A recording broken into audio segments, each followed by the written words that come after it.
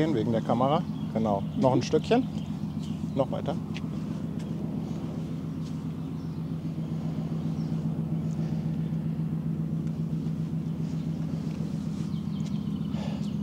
Ja, jetzt stehst du sehr weit weg. Ja. Moin! Moin, du hast mich ja weggejagt hier vom Anleger. Nein, ich habe nur gesagt, du sollst gucken, wo du in der Kamera stehst. Ja, hab ich doch und sagst du, geh mal weiter. Und dann war ich weg. Ja, es ist noch nicht mal 5 Uhr und schon gibt es wieder eher Stress hier auf dem Anleger. Ganz schön früh, ne? Ja. Aber irgendwie auch extrem friedlich.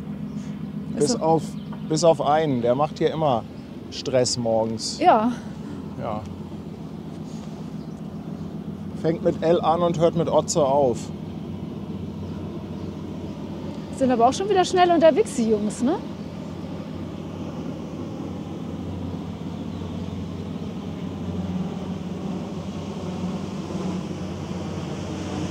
Es gibt eine schöne Welle.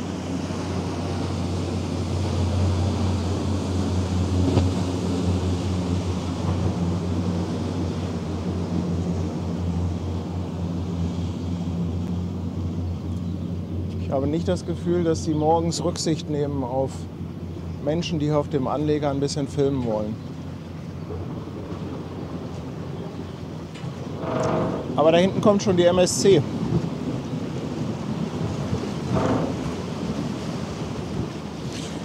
Ja, schön, dass ihr alle schon da seid. Aber könnte sein, dass wir noch ein bisschen wortkarg sind. Seid ihr denn alle schon wach? Können wir das gar nicht vorstellen. Aber hast du gesehen? Sebastian und Anja sind auch schon aus dem Bett gefallen. Also ich muss ja gestehen, bei Sebastian wundert mich das gar nicht so sehr.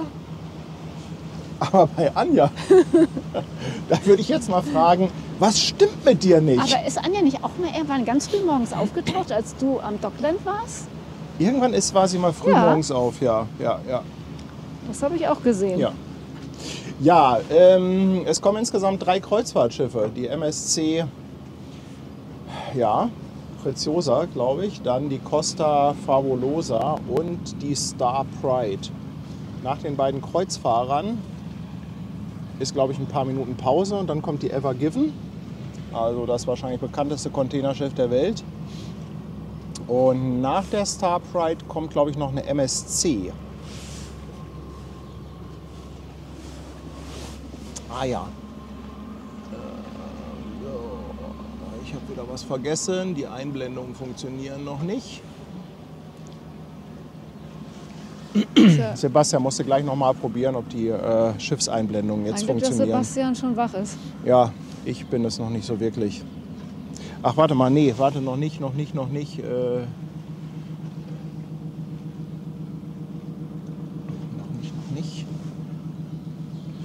So, Sebastian, jetzt probier mal, ob die Schiffseinblendungen funktionieren. Aber schon ganz viele aus dem Bett gefallen. Ich denke ja auch, dass irgendwo schon die Bollerwagen lang donnern. Ne? Deswegen sind die alle schon wach. Stimmt, heute ist ja Bollerwagentag.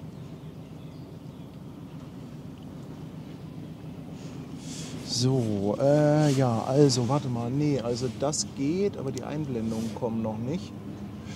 Ach, ja, wieder alles kaputt hier, alles kaputt. Naja, was erwartest du um die Uhrzeit, ne? Da kann auch noch nicht alles funktionieren. Nein. Das ist Anthony Roberts ist auch da. Was meinst du, welche Uhrzeit hat der denn da jetzt ja, gerade? Tony, what time is it in Portugal? Schläft er noch nicht oder ist er irgendwie ganz früh wach? Oder hat er durchgemacht? Must be in the evening. I don't know, 8 or 9 p.m.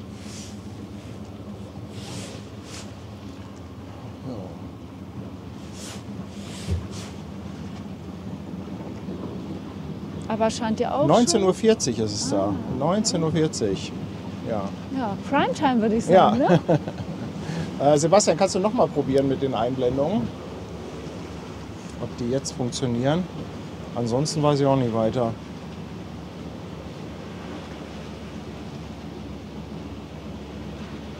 Aber es ist schon ordentlich was los jetzt hier, ne? Mhm. Müssen ja auch schon anscheinend ein paar Lotsen gebraucht werden hier. Ja Das ist gut, ich meine, wenn richtig- Schiffe kommen, werden Lotsen gebraucht. Das ist Ja, so, klar. ne? Naja, aber um die Uhrzeit Ja. am Feiertag. Der Hafen Aber guck mal, schläft da nie, kommt ne? auch was Interessantes. Ja. Ah, jetzt gehen auch die Schiffseinblendungen. Die Vertom Annette. Ach, was würde ich ohne Sebastian tun? Gar nicht so alt, Baujahr 2024, 119 Meter lang, 14 Meter breit, fährt unter der Flagge der Niederlande, ein General Cargo Schiff. Die sind nett, die fahren hier schön langsam dran vorbei. Also Lotse 2 kriegt heute auf jeden Fall ein Sternchen im Klassenbuch. Lotse 4,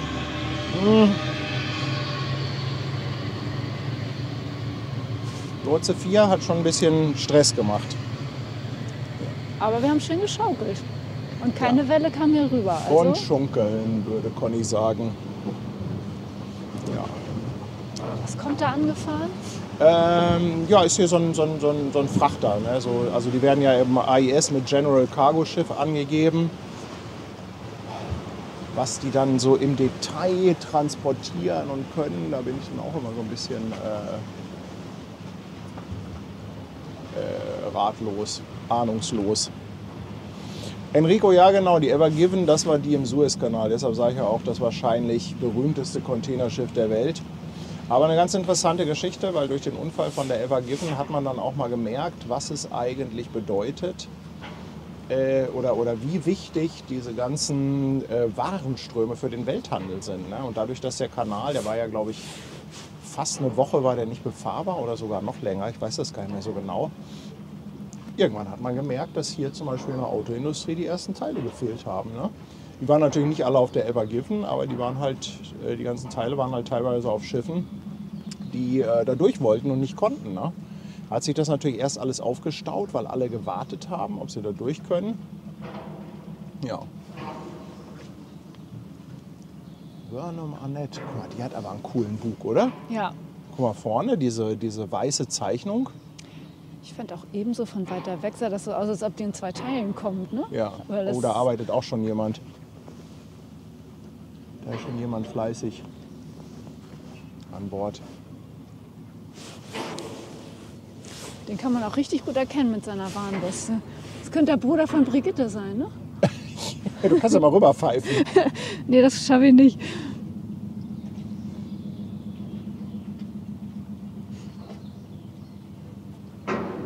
Gleich mal ein fröhliches Moin rüber.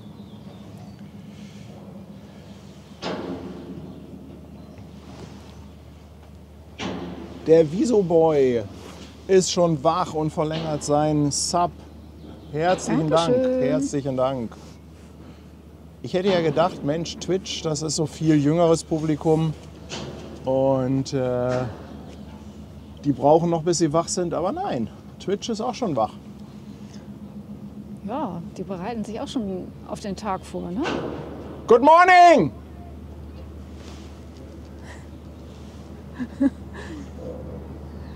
Der weiß auch gar nicht, wo das Der weiß gar nicht, wo er hingucken soll. Good morning! Oh Gott, er ist völlig verwirrt, der Arme. Naja, aber so ein herzliches Oh, Good oh, Morning oh. in the Morning ist auch nicht schlecht. Eieieiei. Ja. Guck mal, Twitch ist richtig wach. Boogie Boo. Mensch, auch 10 Monate und der DJ Dix 5 Monate Prime Sub. Leute, Twitch rockt die Geschichte hier. Guck, jetzt kommt nämlich Lotse 4. Ah, jetzt bremst er ab. Ja. Jetzt hat er es gemerkt, im letzten Moment.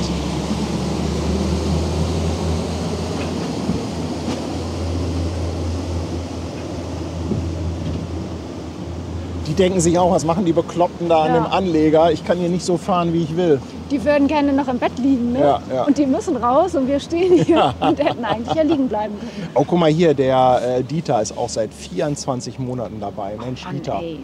2 Wahnsinn. Jahre schon, ey, Wahnsinn. Vielen Dank, dass du so oft verlängert hast, du. Guck mal hier schon wieder aus Twitch. 9 Monate, der Grasbauer. Hey. Ich glaube, wir bringen gleich mal Lufthansen in die Luft, oder? Darf die denn so früh schon starten? Ja, ja. Ich kann die mal startklar machen. Ich weiß gar nicht, wann hier die erste Fähre kommt. Also, ach, guck mal, da hinten, da geht auch noch ein Bulker raus. Oh, also sowas. Diese Morgenstreams, die haben es aber auch in sich.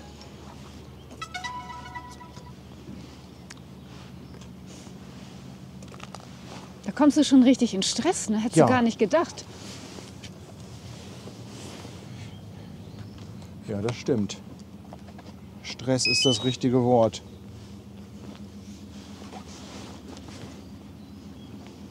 Das ist das richtige Wort. Ja, Twitch kommt gerade von der Party. Ja, das Ja, ist stimmt. wahrscheinlich Twitch kommt von der Party. Ja. richtig schön durchgemacht.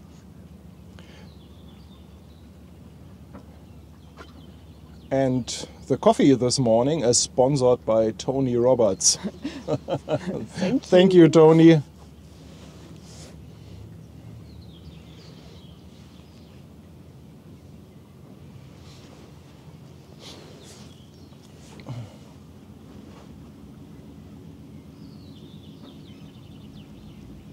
Ach, guck mal hier, und Male, ne? Male hat auch geschrieben, dass er heute nach Hamburg kommt. Aber erst so gegen 8 Uhr hier sein könnte. Ich kann dir leider nicht garantieren, dass wir um 8 noch da sind. Ist natürlich so ein bisschen davon abhängig. Oh, schon wieder ein Sensorfleck, ey. Ich kriege einen Anfall. Hast du die Drahtbürste nicht mit? Ja, ich möchte das, also so kann ich nicht streamen. So kann ich nicht streamen. Müssen wir abbrechen? Oder können wir, Nein, ich muss mal einmal können pusten. wir live bleiben? Ich muss einmal pusten.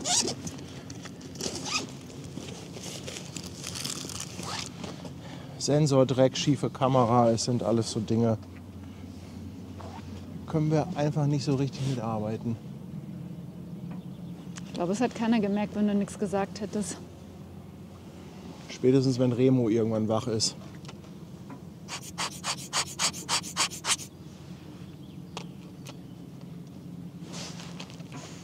Ja, dann kannst du hoffen, dass er noch ein bisschen länger schläft. Remo schreibt dann Abbruch, Abbruch.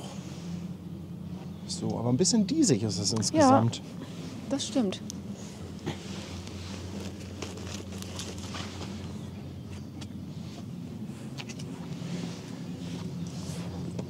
Oh Schreck, oh Schreck, oh Schreck, ein Fleck.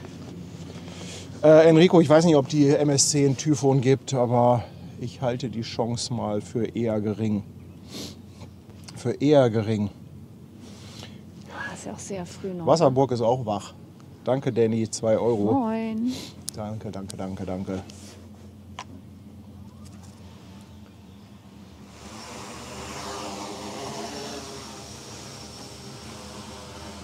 Ach, guck hier, da ist...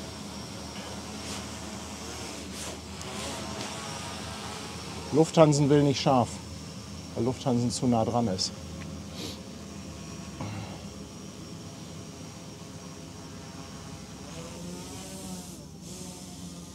Und Abfahrt. Und Abfahrt, genau.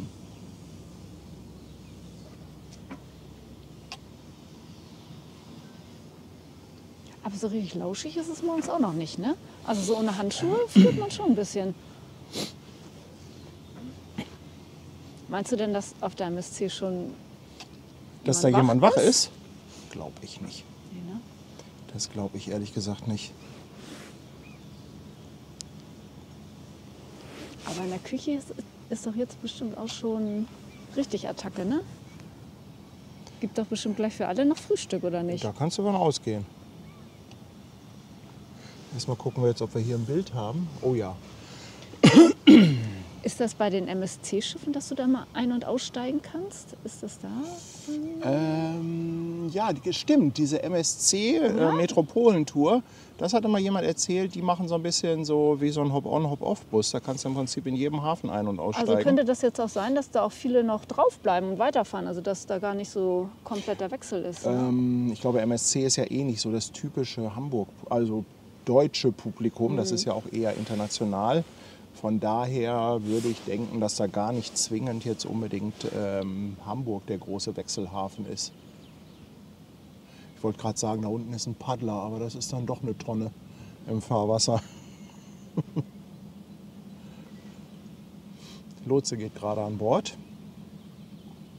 Ja, wieso bei heute noch ein Hunderter raus? Also unser Frühstück kriegen wir noch zusammen. Sehr cool. Ach guck mal, und die Costa sehen wir auch schon im Hintergrund. Costa Favolosa. Ich glaube, wir haben auch schon Geburtstagskinder an Bord. Boah. Aber wir müssen noch ein bisschen warten mit dem Geburtstagshorn, oder? Ich weiß nicht, ob das schon die richtige Stimmung ist jetzt. Bisschen dauert es noch, ne? Also ich würde sagen, Geburtstagshorn erst ab 5:30. Du meinst, sie müssen erstmal alle auf Betriebstemperatur kommen hier, Ja, ne? ja. Beryl schreibt, so jetzt habe ich auch die Partygäste beseitigt. Bist du in der Gastro tätig?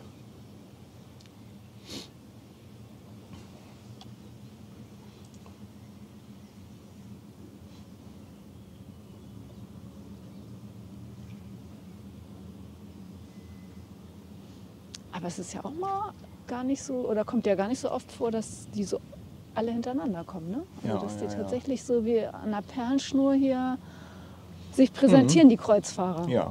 Guck mal, der Silencer fragt, welche Drohne das eben im Bild war. Und da vielleicht kann der Sebastian mal unseren Equipment-Link raushauen. Ich habe nämlich die Liste aktualisiert mit unserem Equipment. Wir haben ja so eine Amazon-Liste, wo man wo das ganze Equipment aufgelistet ist, weil das ja häufig gefragt wird. Und vielleicht können wir das einmal posten. Und falls ihr da draufklickt, kriegen wir übrigens eine kleine Provision bei Amazon. Sogenannte Affiliate-Links.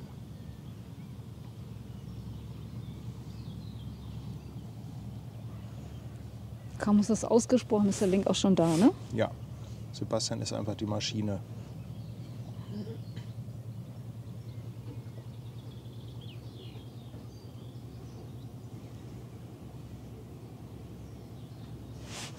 Es strahlt ja schon so eine gewisse Ruhe aus hier, oder? Ja. Naja, es kommt ja auch, weil noch keine Fähren da sind, ne? Da muss ich doch gleich mal ein Foto machen.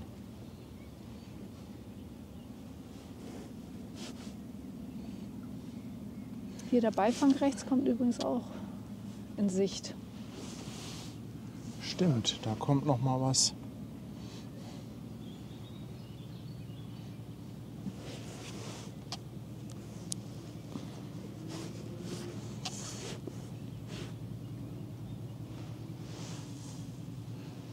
Oh, die wollte ich doch. Guck mal, da haben wir auch sowas, was als Sonnenaufgang durchgeht in die Richtung.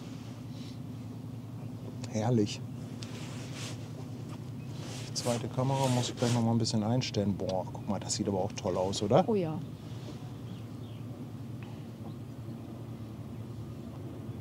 Romantik geht auch am Morgen, ne? Nicht nur am Romantik Abend. am Morgen, das ist was für Schwester Hansen. Aber dafür muss man sich natürlich aus dem Bett schälen, ne? Ja, da kommt wieder ein Lotse von hinten.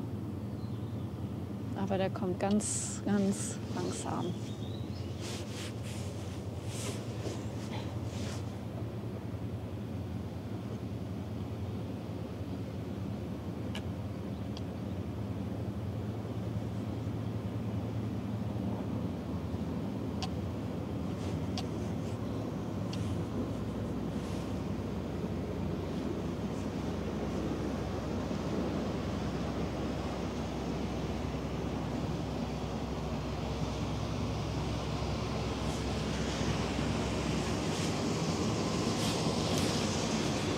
Da kommt der Lotse.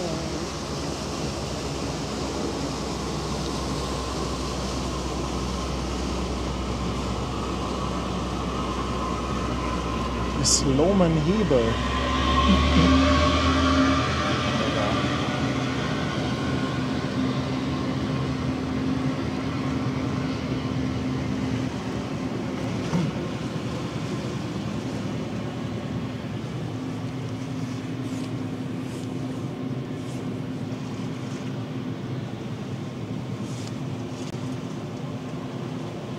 Guck mal, da färbt sich der Himmel aber auch so ein klein bisschen ein.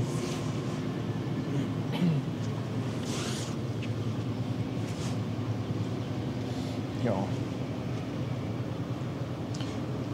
Chris ist auch seit 2 Monaten dabei.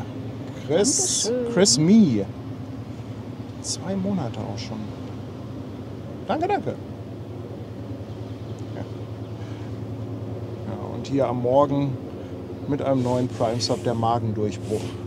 Oh nein. Oh nein, der Magendurchbruch, Oh mein Gott. Hilfe. Schwester Hansen, Ja. wir müssen schon eine OP machen hier heute Morgen.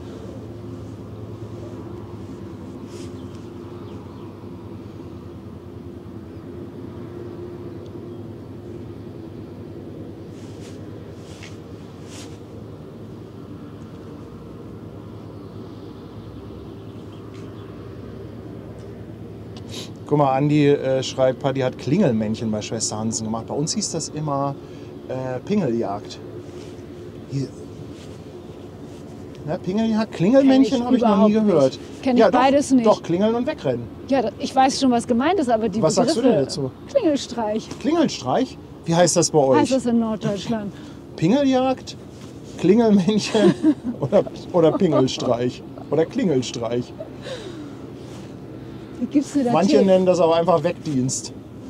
Oh, hier gibt es schon wieder Thema morgen, ne? Oh, aber richtig, du.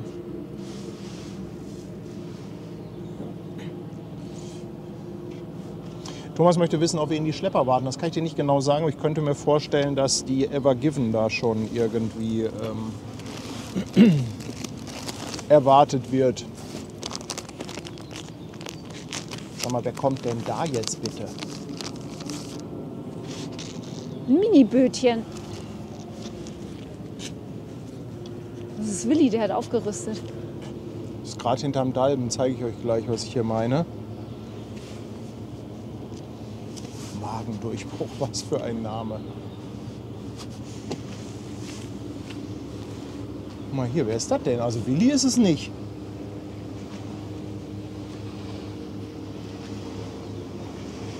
Das ist ein Kabelleger.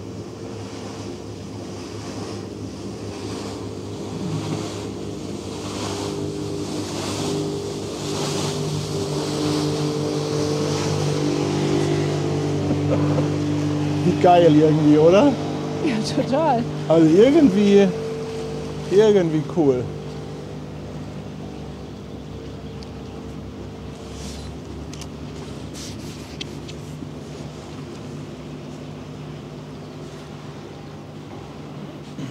Das sieht so aus, als wenn die hier gleich den Anleger rammt, oder? Ja. Also, ich bin doch mal weg, ne?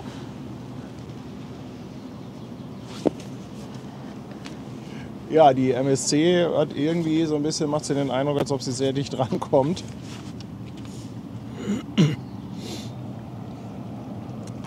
Kommt jetzt auch ihren Lotsen. Vielleicht sollten die den mal schnell oben irgendwie auf die Brücke bringen, damit sie ein bisschen Abstand hält. Ist ja schön, Nein, wenn die das- so dicht hier lang Ja fährt. gut, die hatte einen Entgegenkommer, ne? Der war Ja. zwar jetzt nicht riesengroß, aber man merkt schon, dass sie ein kleines bisschen Ja. weiter rechts, also Steuerbord gefahren ist. Ne?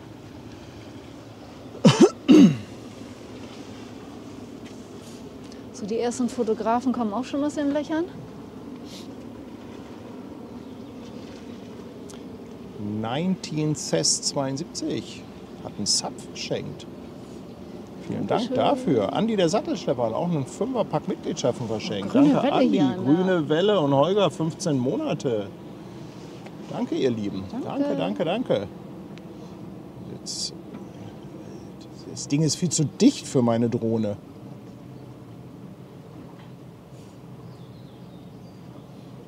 Viel zu dicht.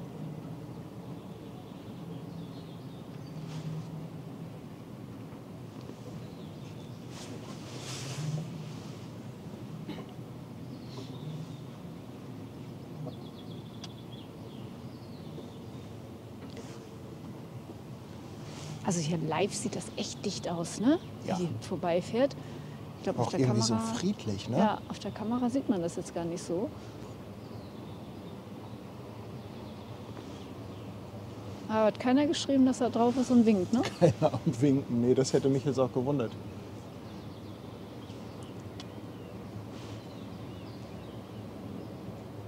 Das hätte mich jetzt wirklich gewundert. Ach, guck mal, Fairplay 94 fährt da im Hintergrund gerade. Aber vielleicht möchte da jemand winken. Genau. Vielleicht möchte kannst du jemand mal- von der Brücke winken. Ja.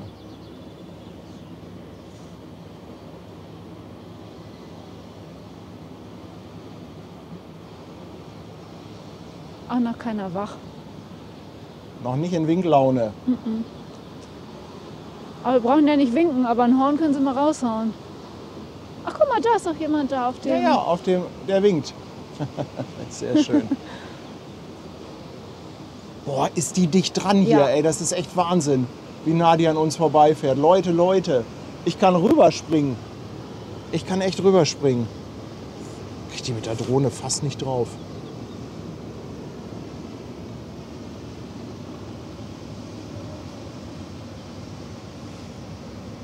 Ja, wir sind schon ein paar auf Balkonien. Auch aus dem Bett gefallen. Und da oben schrubbt schon einer. Die ist echt dicht. Also Wahnsinn, echt.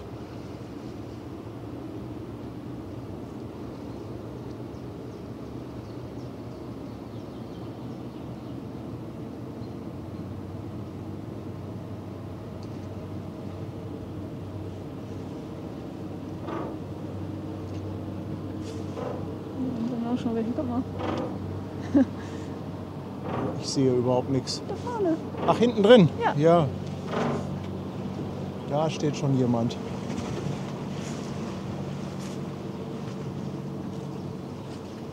Guck mal, da hängt auch schon die Flagge raus da oben. Siehst du? Da, wo das Licht brennt? Ja, ja.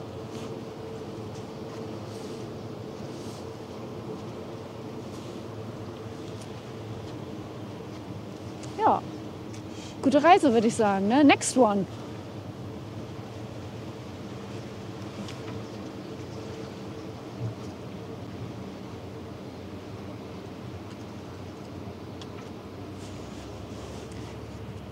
Ich meine, so in kleineren Städten, wenn da die Kreuzfahrer alle ankommen, dann ist doch die Stadt, da geht doch gar nichts mehr. Ich glaube, in Hamburg fällt das überhaupt nicht auf. Ne? Ja, aber das wird einem erst bewusst, wenn die wirklich hier dir über die Füße fahren. Aber ich muss noch mal 1, 2 Fotos machen, glaube ich.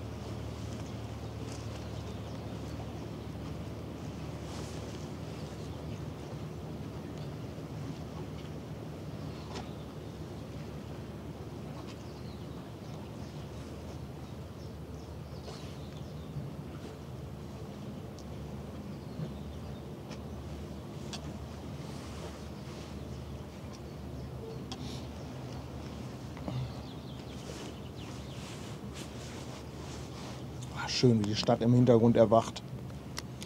Echt schön. Mir kommt das gar nicht so vor wie Feiertag heute. Irgendwie.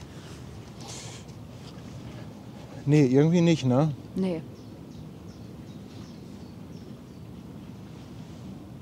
Sascha, danke dir für ein halbes Jahr. Dankeschön. Er grüßt mit einem fröhlich geträllerten Moin.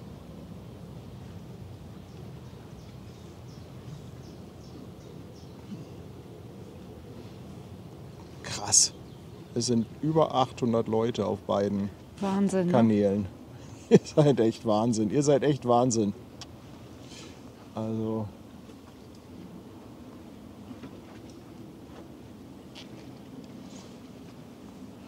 Gestern Abend dachte ich ja, oder gestern Abend war ich ja so ein bisschen im Zweifel.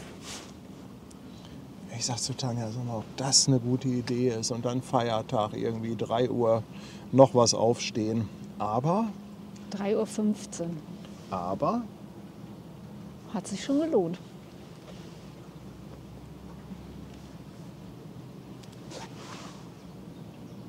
Naja, der Elbe und den Schiffen ist die Uhrzeit ja egal, ne? absolut.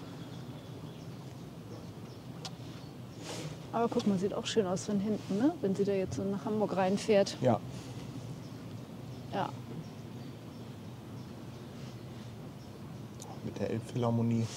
Ja, vom Sonnenaufgang sehen wir jetzt leider nicht so wahnsinnig viel. Ja, aber vielleicht wartet die 94 auch auf die Costa. Weiß nicht, ob die Schlepperbegleitung bekommt. Oder da im Hintergrund ist noch ein Containerschiff. Hast du das auf dem Zettel? Nö. Also ich wusste, dass da noch 1, 2 kleinere kommen. Es kommt noch eine MSC nachher, so mit 280 Metern. Die jetzt dazwischen habe ich ehrlich gesagt nicht auf dem Zettel. Ja, Katrin, nee, es war überhaupt kein Stau im Elbtunnel. Oh, das war so schön. Also das war so... Also so habe ich das Cool. auch selten erlebt. Naja, klar, Feiertag, Ja. ne? Keine LKWs. Guck mal, der Thomas ist auch wach. Ach was. Thomas, unser Fluggesellschafter, der hat gestern wieder Mammut-Stream gemacht. Er hat gestern wieder 12 Stunden gestreamt. Hat er alles oder so. weggestreamt, was ging? Immer wenn ich auf YouTube gegangen bin, wurde mir der Stream vorgeschlagen. Immer, den ganzen Tag lang. Bis du ins Bett gegangen bist? Ja, bis also zumindest irgendwie Sonnenuntergang. Also Thomas, Respekt würde ich mal sagen. Respekt. Dann wird das bei ihm aber heute nichts mit Vatertag, ne? Ich hatte gehört, Fluggesellschaft macht heute einen Bollerwagen-Stream einmal um den Berliner Flughafen. Ah, okay. Ja, Und dabei probiert er dann aus, wie viel Kiezmischen er dann trinken kann in ich der glaube, Zeit. die trinken keine Kiezmische in Berlin. Nein, dann gibt es halt irgendwas anderes.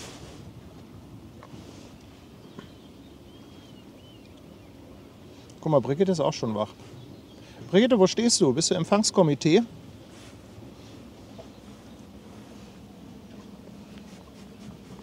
Wahrscheinlich kommt Brigitte gleich mit der ersten Fähre hier rüber. Würde ich ihr zutrauen.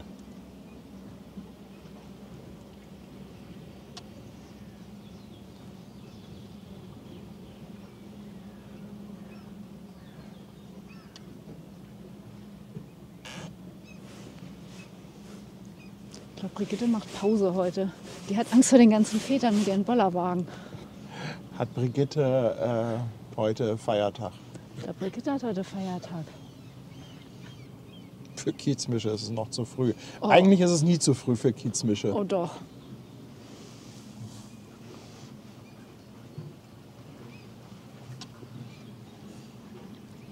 Hier, aber ich will mal ein bisschen Eye Candy habe ich hier für euch noch. Ach, guck mal, Schwester Hansen kann auch wieder schreiben. Ihre Elektronik war eben kaputt. Aber sie hat es repariert. Ganz fachmännisch. Ich dachte, ihr schreibt mit den Fingern. Ja, da bin ich mir nicht so sicher. Guck mal, Porsche-Fan ist auch wach. Moin. Hey, danke dir für 16 Monate. Lieben Dank an Hamburg Hafen Live. Ihr seid einfach die Besten. Und Josephine meint auch, das war eine super Idee. Ist seit 15 Monaten dabei. Oh, das Das Bild, ist ne? doch nett. Vielen, Sag mal, vielen das Dank. Bild, das muss ich aber auch noch mal abfotografieren.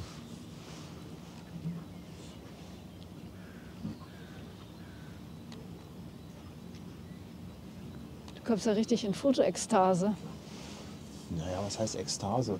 Man muss halt immer dran denken und ab und zu mal ein Bildchen ist gar nicht so verkehrt. Ja, aber schauen wir mal, wo Fairplay 94 ran will. Das sieht so aus, als ob die Costa gerade ihren Lotsen bekommt. Apropos Lotse. Geht schon wieder los hier. Die haben ja richtig Stress hier heute Morgen, ne? Ja, Aber richtig Stress.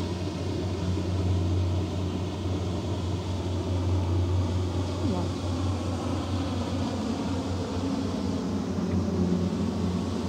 auch richtig Leute an Bord. Ja.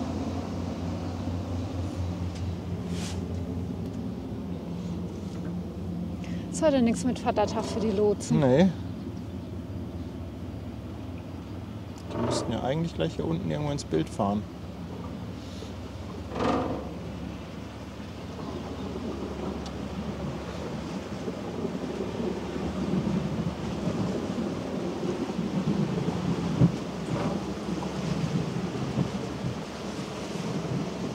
Da ist der Lotse.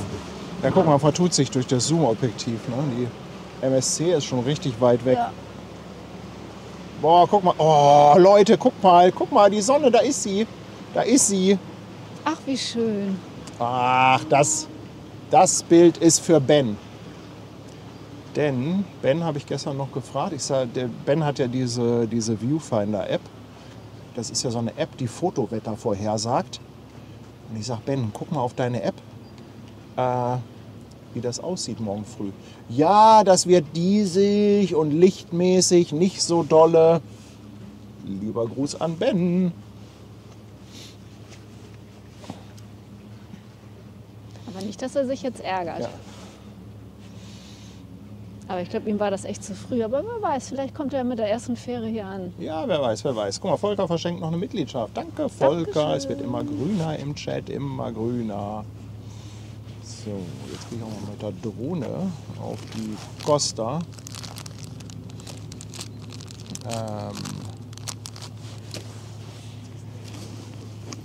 Postbüttel, danke dir für 2 Euro. Er fragt, ob denn noch ein Stream mit Conny geplant ist. Ja, weißt du, Conny hat mich kontaktiert und sagt, du, ich bin ja 2 Wochen in Hamburg und lass uns unbedingt was machen und so. Das habe ich ihn schon 2 oder 3 Mal angeschrieben und jedes Mal war was. Jedes Mal war er busy.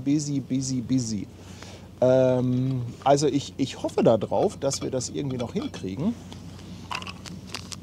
Ich habe da richtig Bock drauf, aber ich bin natürlich ein bisschen darauf angewiesen, dass Conny Zeit hat. Von daher, ja, die Absichtserklärung steht im Raum. An der Umsetzung arbeiten wir noch.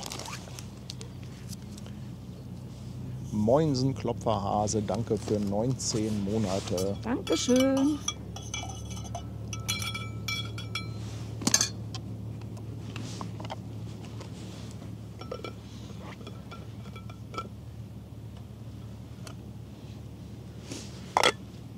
Möchtest du noch ein Käffchen? Im Moment nicht, Oder einen Tee? weil because I have the Drohne in the Luft. Ja, das stimmt. Dann ist Aber ich das auch besser. überlege, die hat jetzt 44%. Schafft die Costa noch oder landen wir genau jetzt zwischen? Ich würde jetzt lieber zwischenlanden. Ja, ne? Ja. Denke ich auch. So ein bisschen. So eine kleine Zwischenlandung. Das ist halt doof, wenn man genau dann, wenn sie hier ist, landen muss.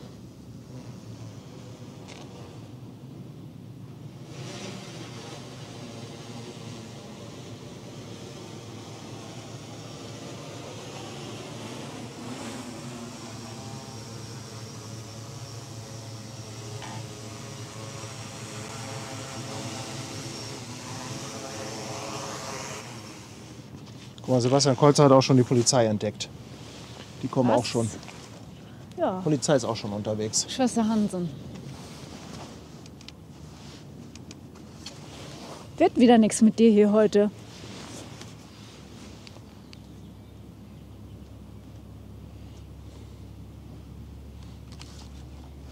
Hältst du mal kurz?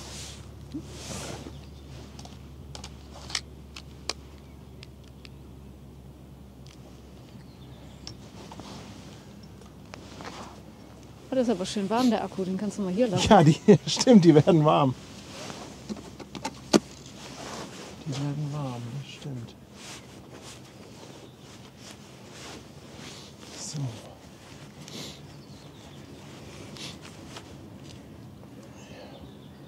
Ja, Fairplay 94 dümpelt da irgendwie so rum. Und Ich glaube, die warten nur darauf, dass alle weg sind, damit die ihre Löschmonitore nochmal ausprobieren können. also ich könnte mir schon vorstellen, dass sie die Costa begleiten. Aber wahrscheinlich sind sie einfach auch ein bisschen zu früh.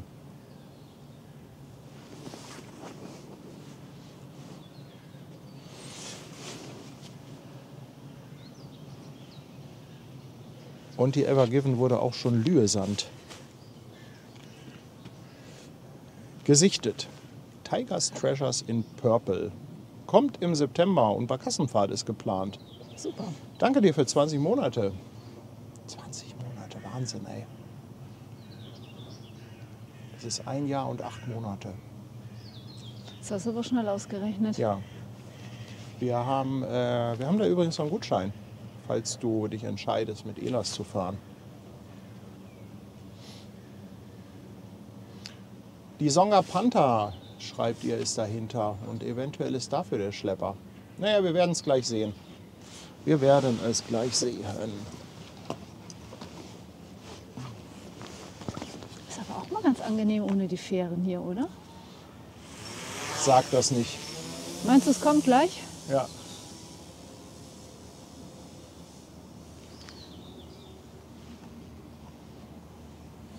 So.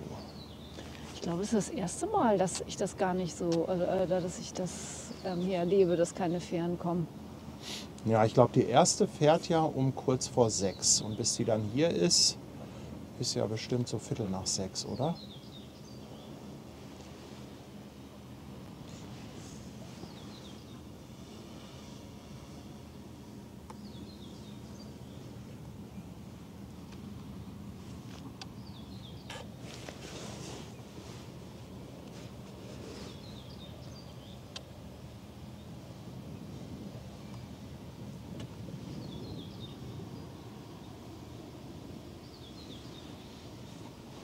diese Ruhr hat aber schon echt was. Irgendwie möchte Fairplay 94 hier nochmal vorbeikommen. Ja, ist doch schön. Ich habe gar keine Ahnung, wer da drauf sein könnte. Also ihr könnt auch Kaffee und Tee haben. Aber die haben ja selber alles an Bord. Die haben ja die viel besseren Sachen. Du weißt ja gar nicht, was ich alles mit habe. Ja, das stimmt, das stimmt. Sven, danke dir für 2 Euro. Wieder Danke. mega Bilder. Vielen Dank an Hamburg Hafen Live, schreibt er. Sven, schön, dass du dich aus dem Bett geschält hast.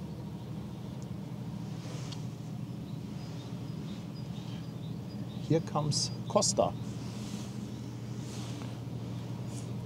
Geht die nach Altona? Mhm. Oh, ich muss mal die große Kamera einmal rumschwenken. Da hinten fährt die MSC gerade rein. Ich glaube, das sieht gerade auch ganz nett aus. Wohl. Ben hatte was von Diesig gesagt. So ein bisschen diese Da schon. ist das Diesig von Sven. Aber da kommt, Von Sven, von Ben. Ben, da Sven. kommt dann Schleppi.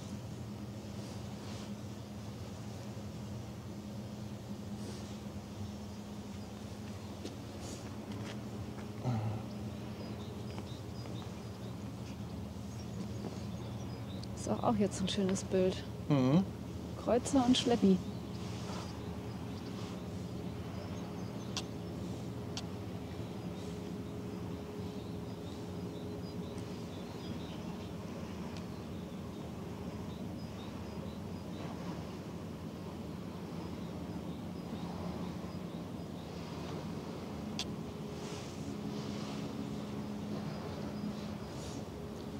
Sehr schön.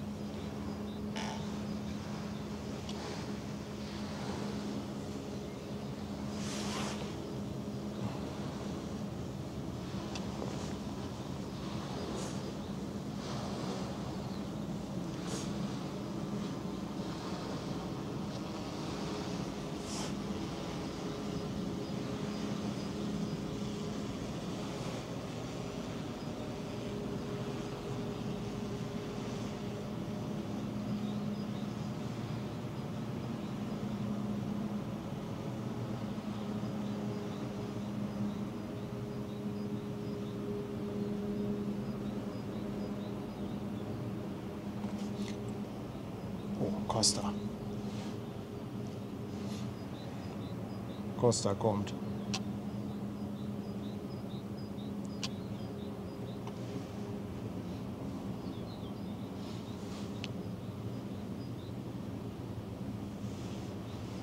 Steht denn da auch schon jemand unten auf dem Balkon?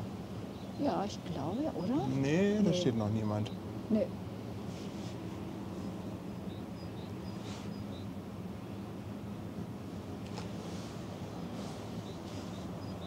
Aber wenn die Passagiere jetzt hier alle ankommen und auch so ein bisschen Landgang haben und heute ist Feiertag, ist ja auch ein bisschen blöd, ne?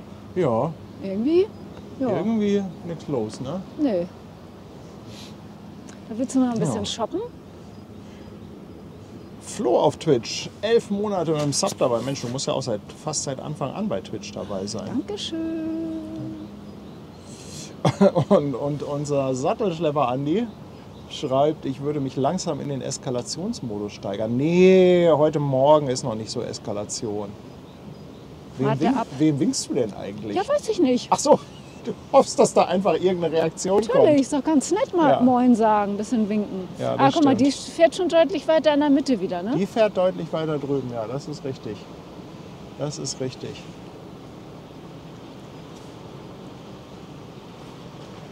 Ach, guck mal, da oben habe ich aber jemanden entdeckt. Weißt du, guck mal, Schwester Hansen schafft das doch auch immer, da den Kapitän mal so ein Horn zu entlocken. Guck Mit mal, da freundlich ist doch winken. schon jemand wach.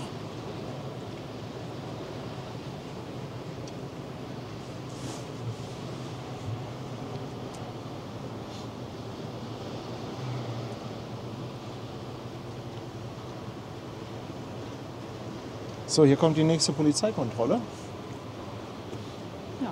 Hatten wir ja schon lange nicht mehr. Und wo ist denn Schwester Hansen, wenn man sie mal braucht? Hatten wir lange nicht mehr. Boah, guck mal das Licht, guck mal das Licht. Okay, ich nehme das zurück mit dem Eskalationsmodus.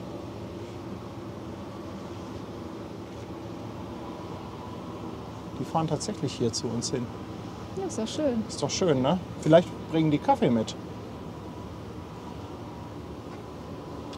Das könnte sein.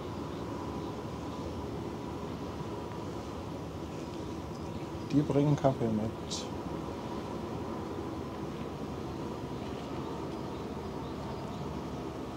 Vielleicht lassen die einen netten Kollegen für Schwester Hansen da.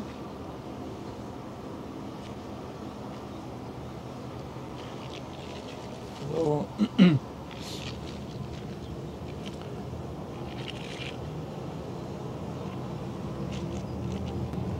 Die kommen tatsächlich zu uns. Das gibt's doch gar nicht. Das ist doch jetzt nicht schon wieder, oder? Muss ich ja gleich mal landen.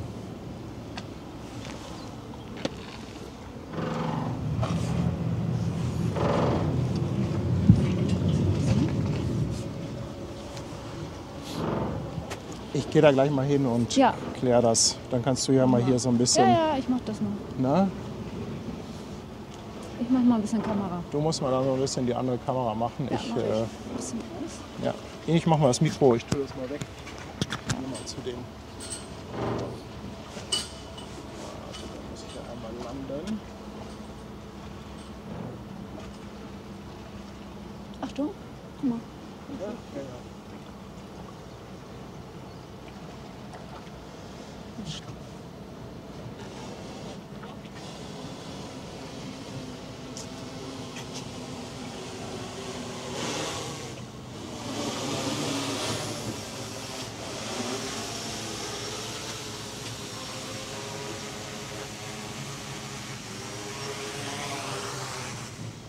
Willst du mal an die Kamera gehen? Ja, mache ich. So, ich gehe Morgen. mal zu den Herrschaften. Moin. Sind Sie wegen uns da? Ja, Sie haben den Flug diesmal nicht angemeldet, ne? Sie haben den Flug diesmal nicht angemeldet. Ja, ich bin ja auch 50 Meter. Ja. Das ist kein Problem, Daten bräuchten wir dann trotzdem gleich einmal. Vielleicht eigentlich gibt es dann mit einigen häufiger kriegen, dass das Ganze einmal kurz mit den relevanten Daten.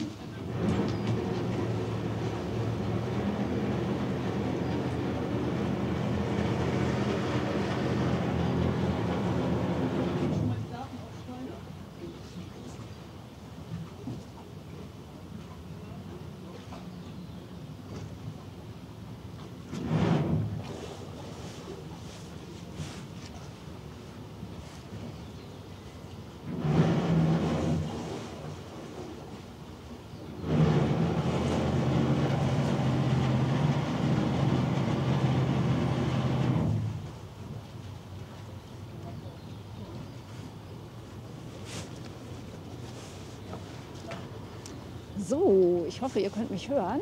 Jetzt haben wir hier das alles mal so ein bisschen erledigt.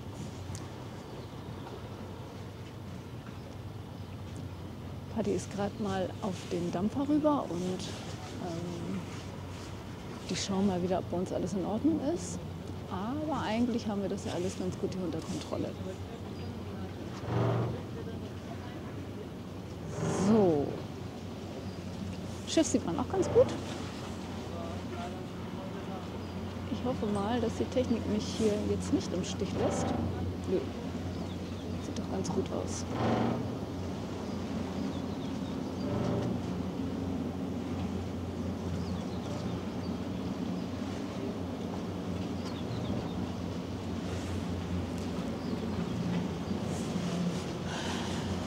So,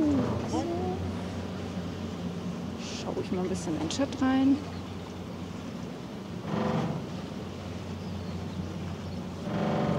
Da sieht man mal erstmal, was das hier für Arbeit ist. Chat lesen, Kamera. Aber wird schon. Guck mal, ob ich hier so ein bisschen die Sonne noch mit drauf kriege. Nee, das wird nix.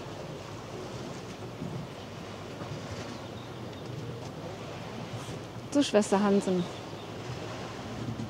wäre heute hier wieder dein Tag gewesen. Tut mir ja jetzt leid, aber ich glaube, du musst echt öfter mal mitkommen, weil dann passiert hier einfach nichts. Wenn du dabei bist, dann braucht man sich keine Sorgen machen.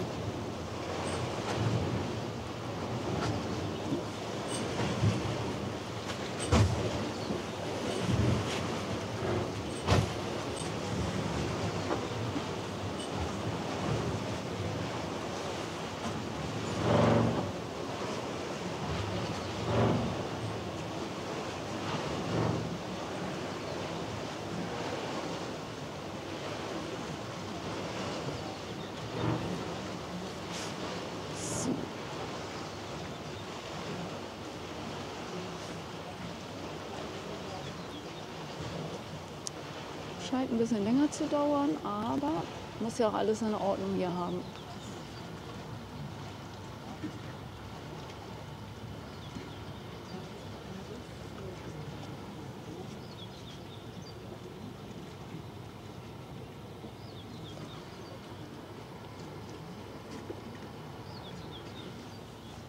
So gut, das Containerschiff ist auch auf dem Weg. Da schwenke ich jetzt aber nicht mal rüber, weil dann haben wir hier so ein bisschen Bild.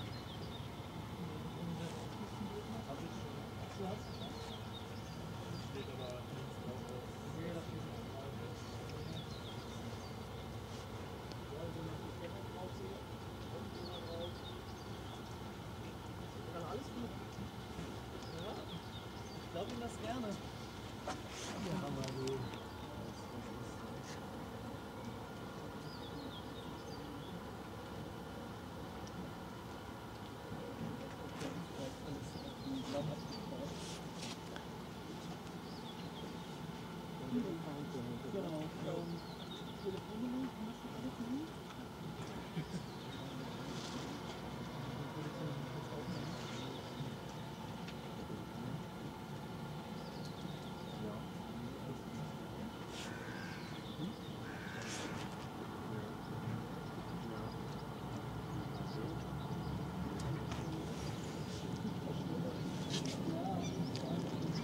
Also Paddy gibt deine Daten gerade weiter, Schwester Hänschen. Das ist doch in Ordnung für dich, oder?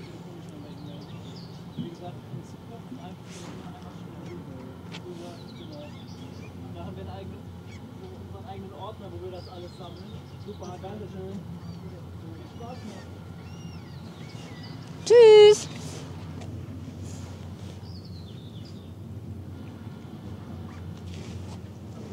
So, Ist das so okay mit dem Bild hier das alles? Bild ist super. Eieieiei. Ja, wir wurden schon wieder gerufen, ne? Oh, das ist echt nicht wahr, ne? Es ist echt nicht wahr. Mal ganz Das ehrlich, ist- Leute, Also es ist Also- echt nicht wahr. reicht doch jetzt. Ja, Ist jetzt auch verdächtig, um die Uhrzeit ist hier doch kein anderer. nee. Die Uhrzeit Mein ist hier Gott, keiner. warum muss man denn so Ressourcen verschwenden hier? Ja.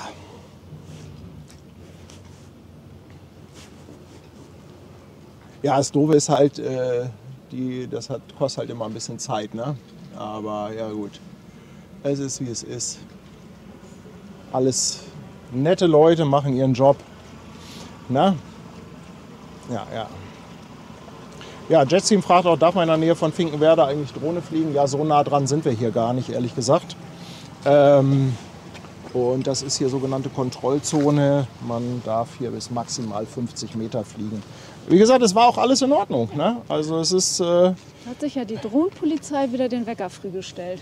es ist alles bestens.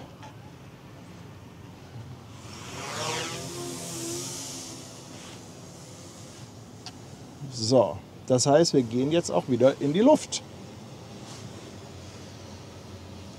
Mit der Songa Panther. Ja, schade, dass ich jetzt euch natürlich nicht noch ein paar tolle Bilder von der Costa liefern konnte, aber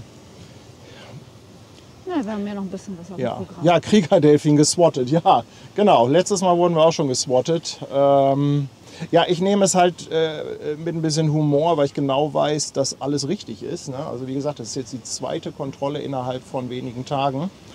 Von daher nehme ich das eigentlich ganz easy.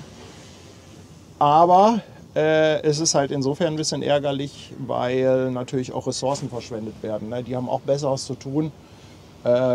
Gut, ob die jetzt heute Morgen, die dümpeln hier so ein bisschen rum, weiß man nicht, ob die wirklich Besseres zu tun haben, aber ich finde es halt... Letztens sind die über Land gekommen, mit allem drum und dran sind die bestimmt eine Stunde unterwegs. Also insofern, na, ja, Was soll man dazu noch sagen, ne? genau. Aber Captain Sword ist mit einem Prime Sub dabei. Ganz herzlichen Sub. Dank. Mit einem Prime Sub. Herzlichen Dank. Dankeschön. Und Walter Waltershof lässt nochmal 10 Euro da für einen Frühkaffee.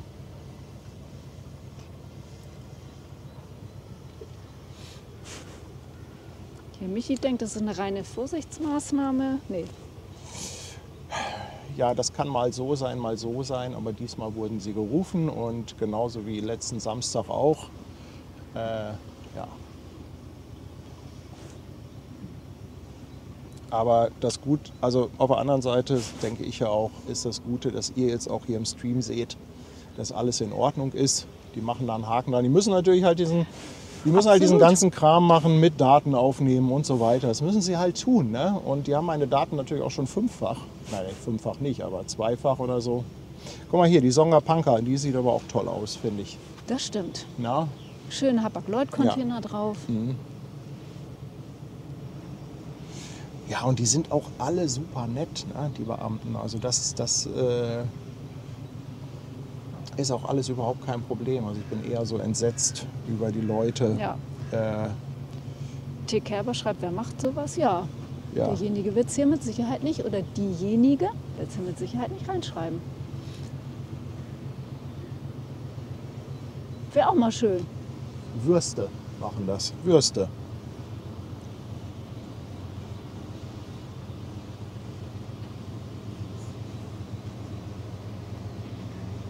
Golden Phoenix sagt, ich mag rote Schiffe sehr gerne. Willkommen im Club. Ich auch. Ich mag auch rote Schiffe sehr gerne. Ich auch. Da bin ich ganz bei euch. Ja.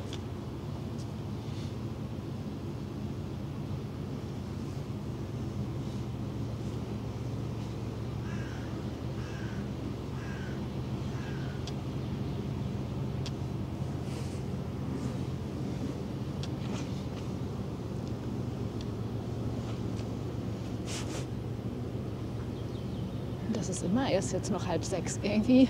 Ja, es ist irgendwie immer noch super früh. Es wird irgendwie nicht Das stimmt. später. Ja, das stimmt, ja. Ja, Charlina sagt es, ihr habt vermutlich Neider. Wir haben da so eine Vermutung. Und es ist ja nicht nur die eine Sache passiert, es ist ja letztens auch passiert, dass jemand uns versucht hat, bei der Haddock anzuscheißen und an die Haddock eine Beschwerdemail geschickt hat, weil hier eine Drohne fliegen würde. Aber im Endeffekt hatten wir da das gleiche Ergebnis. Ne? Erstmal ist die Haddock nicht zuständig und zweitens, es war offensichtlich auch eine Fake-Mail. Die haben uns die weitergeleitet von der Haddock. Und was da drin stand, das war also so lächerlich an den Haaren herbeigezogen. Von daher... Wenn ihr das lesen würdet, das glaubt Ja, ja. man nicht. Es ist, Also wirklich Aber wie peinlichst. gesagt, ich bin sehr gut im Kombinieren. Also Augen auf. Aber Klaus Harsch schickt auch ein Moin, ist seit einem Jahr dabei. Moin. Ach was, guck mal, haben wir nicht vorhin drüber gesprochen? Vorhin habe ich noch gesagt, Martin kommt bestimmt. Auf Martin ist Verlass. kommt er. Oh, aber guckt euch dieses Bild an, Leute.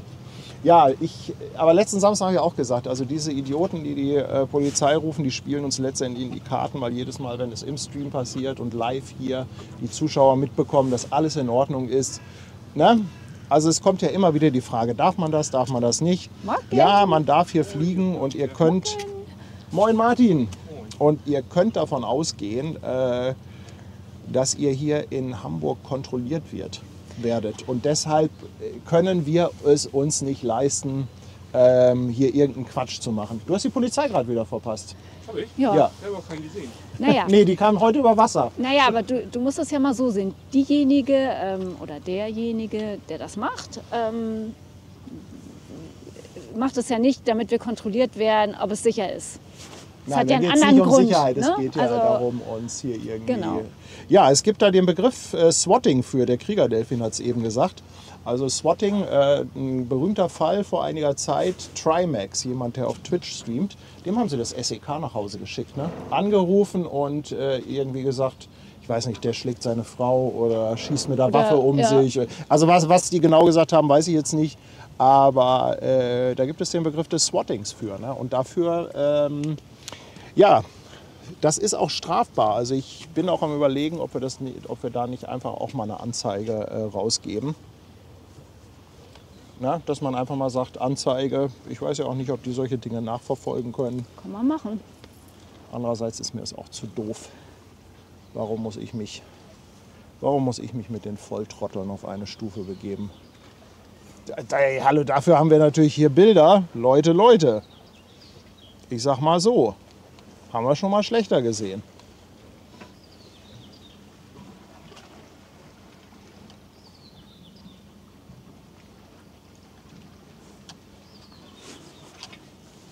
Wir haben schon gewettet, ob du heute kommst.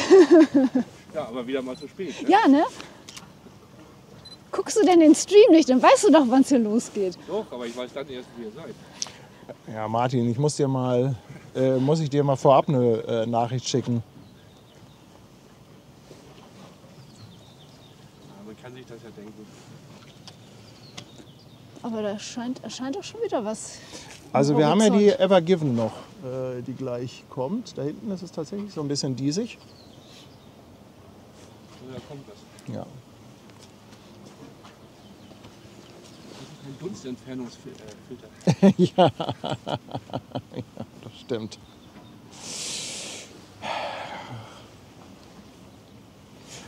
Rolf schreibt, guten Morgen aus Norderstedt. Ja, ist ja gleich ums Eck. Ne? Moin. Endlich kann ich mal wieder live dabei sein. Habe während der Sommersaison eine 60-Stunden-Arbeitswoche. Oh Mann.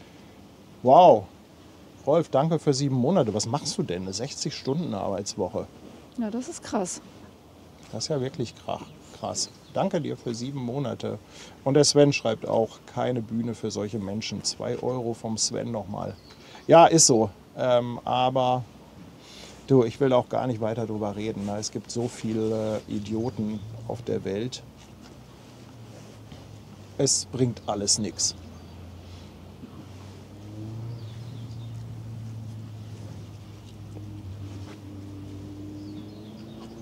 Aber heute um die Uhrzeit, wir sind die einzige Drohne hier, war es ja offensichtlich. Ja, Also, ja. das war ja letztes Mal auch schon, aber was willst du machen? Michael ne? schreibt, bleib gelassen. Michael, ich bin in der Tat gelassen, weil ich genau weiß, dass das alles quasi, ich sag mal, rechtens ist, was wir hier machen. Ich finde es halt immer so ein bisschen schade, weil du natürlich dann auch einen Moment beschäftigt bist. Ne? Und man in dem Moment dann auch so ein, ja, kommt halt gerade ein Schiff, man möchte ein paar schöne Bilder machen. Fragen, Ne? ob man die filmen darf. Noch ein bisschen Abwechslung. Ja. Mögen ja einige ganz gerne, ne? Ja, ja. Mal den polizeilichen Alltag dokumentieren. Genau, das wäre doch mal was. Boah, aber guck mal hier, das mag ich ja auch, solche Bilder, ne? Mit diesem diesigen. Ist ja auch schon so ein bisschen Wimmelbild, ne? Ich finde, das hat irgendwie so, ja, weiß ich gar nicht, es ist so ein bisschen Industriescharme, ne?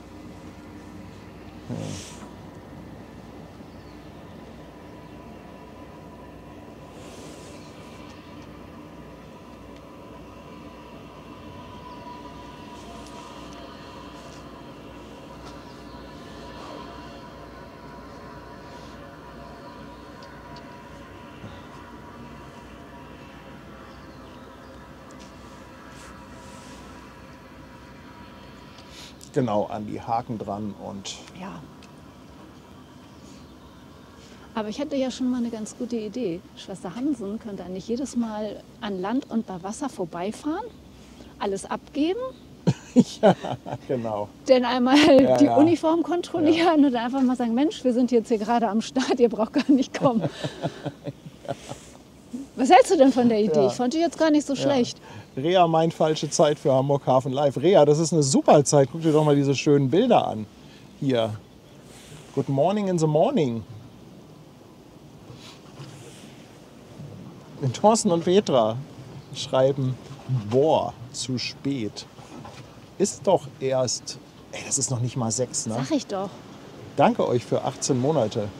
Ganz lieben Dank. Schön.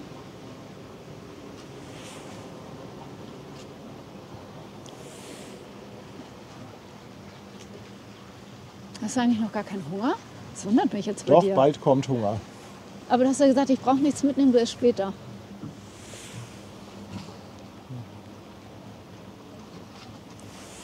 Ja, wir holen uns nachher ein richtig schickes Frühstück. Lohnt es schon nach hinten zu gucken? Nee, ne? Da hinten die Ever Given, da sieht man nicht wirklich viel von. Also das hier ist gerade das deutlich schönere Bild, was wir hier sehen. Ja, auf jeden Fall. Wann kommt denn der letzte Kreuzer? Also ich glaube die Ever Given und dann kommt die Star Pride und dann kommt noch eine MSC dahinter. Das ist, glaube ich, so aktuell das, was wir erwarten können.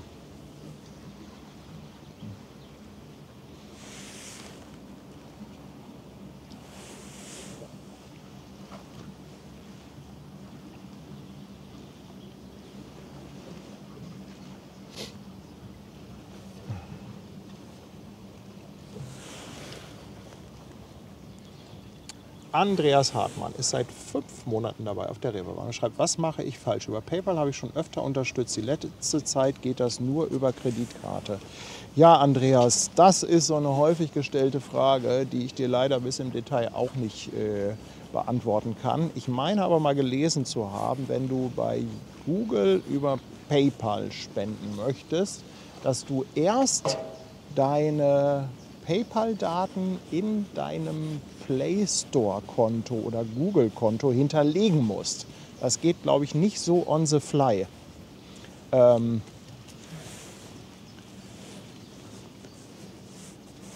Vielleicht, ich weiß nicht, vielleicht weiß das noch mal jemand von euch, aber das mit PayPal und Google, das ist irgendwie so eine never-ending Story.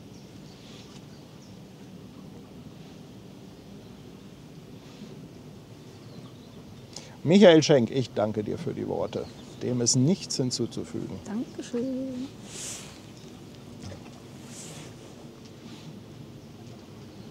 Also ich finde, für das Licht und für dieses Bild hat es sich doch schon gelohnt, aufzustehen, oder? Auf jeden Fall. Ja, wenn Ben das sieht, dann ärgert er sich. Also ich glaube, der kündigt dir heute auch noch die Freundschaft, wenn du weiter so machst. Oder er kommt gleich. Oder er steht ganz woanders und hat das noch viel besser drauf und sagt, hier, guck Das kann mal, natürlich auch sein, ne? war viel besser. Ja.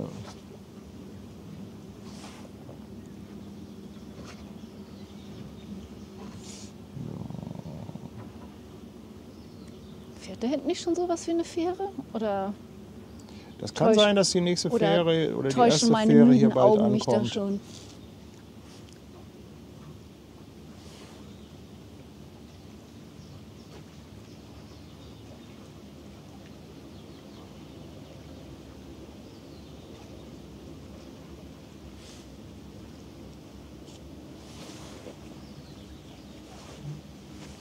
Da ist die MSC hinten am Einparken.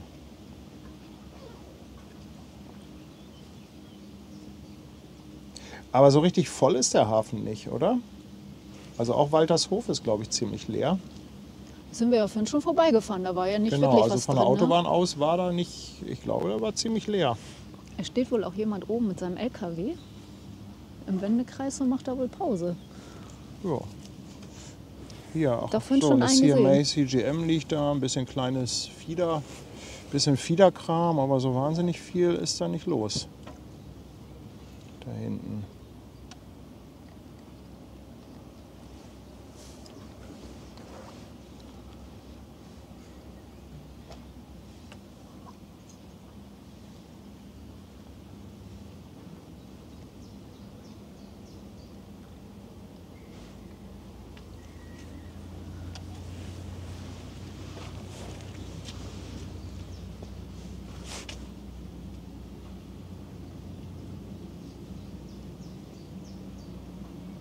meine, wenn die Passagiere auf den Kreuzfahrern jetzt mal schon wach wären und ein bisschen die Aussicht genießen, da wird dir ja einiges geboten so, ne? Ja. Also, wenn du da einen Balkon hast, gerade so zu der Seite, kannst du jetzt richtig schön gucken. Absolut, absolut.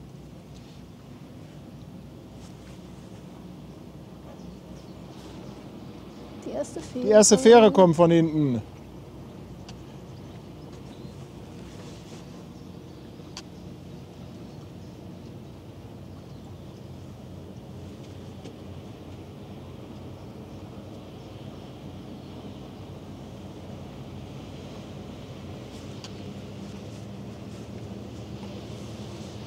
Da kommt sie. Tony, when do the ferries start? Tony, now. First ferries are around 5:45 in the morning.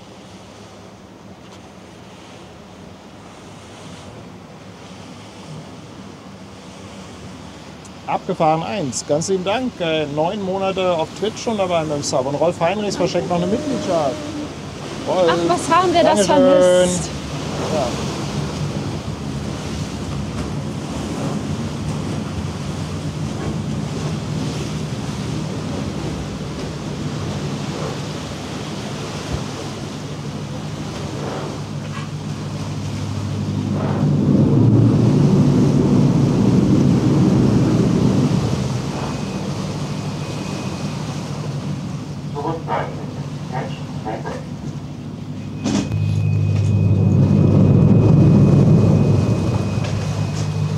Skill Your Base.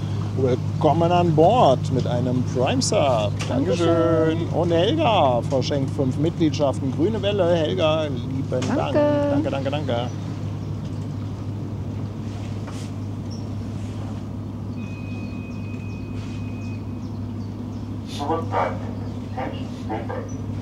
Ja, Bernd S. hat eine gute Frage. Gibt es eigentlich gleich?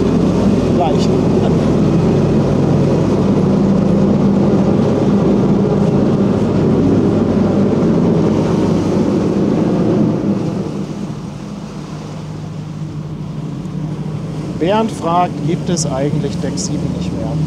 Bernd, in der Tat haben wir das Büro wieder gekündigt, weil es sich einfach für uns nicht gerechnet hat. Wir haben gemerkt, dass gerade jetzt hier so in den Sommermonaten wir an so vielen Standorten sind, die außerhalb dieses Bereichs sind.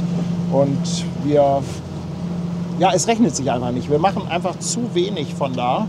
Es ist zu wenig schlechtes Wetter, als dass es sich unterm Strich rechnen würde. Das war im Winter ganz gut, aber jetzt so durch Frühjahr ist es halt einfach Quatsch. Und man muss leider halt auch sagen, dass die Mieten da, wo der Deck 7 ist, jetzt auch nicht mal gerade ein Apfel und ein Ei sind. Also das ist schon verhältnismäßig teuer da. Und wir haben von Anfang an gesagt, wir probieren das mal.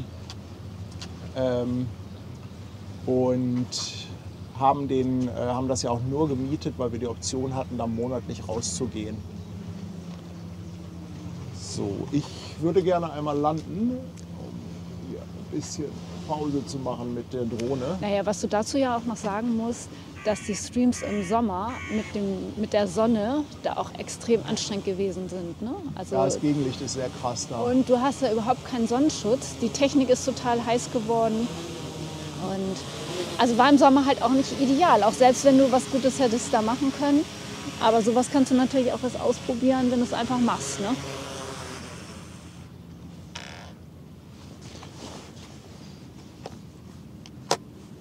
Startest du gleich wieder oder wartest du Nö, noch? ich warte Du jetzt. wartest, ne? Es ist ja. Ich brauche auch mal ein Päuschen.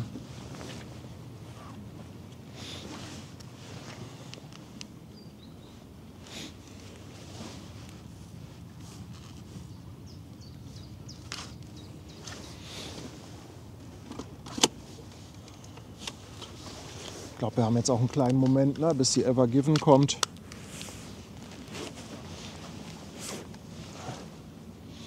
Und Tata fragt, was habt ihr mit der schönen Holzwand gemacht? Ja, die haben wir natürlich mitgenommen, das ist doch ganz klar. Das, Also- ja, glücklicherweise können wir das alles einlagern. Also wir haben das alles noch. Die Holzwand, die ist ja wirklich geil. Ja, hat ja die ist Andi so toll. gemacht für uns, ne? Der Kreativ-Andi. Und Was haben wir, das Licht da hinten? Nee, also die, wir hatten schon überlegt, ob wir die zu Hause hinstellen, aber da ist es ein bisschen eng dafür. Ja, Andreas Hartmann hatte auch eine Mitgliedschaft verschenkt. Habe ich das schon gesagt? Egal, ne? Ja, ist egal, doppelt halt ja besser, ne? Danke dir. Und Rolf Heinrichs, 10 € für die Kiezmische im Anschluss. Boah, mal gucken, ob die Kiezmische gleich schon kommt. Aber hier haben wir auf jeden Fall noch etwas aus Waldershof rauskommen. Also ich glaube schon, dass es später noch Kiezmische gibt, ganz Ja, ehrlich. ne? Wenn man so früh aufsteht. Panda ist das. Panda 002. Ach, guck mal hier, Sebastian Kolzer hat es schon rausgesucht. 140 Meter lang, 21 Meter breit. Und die scheinen rauszugehen. Also ich finde, heute Abend so ein bisschen Action kann man noch mal machen. Ja, heute Abend ist ja auch einiges los. Leider ist bisher die Wettervorhersage für heute Abend sehr, sehr wackelig.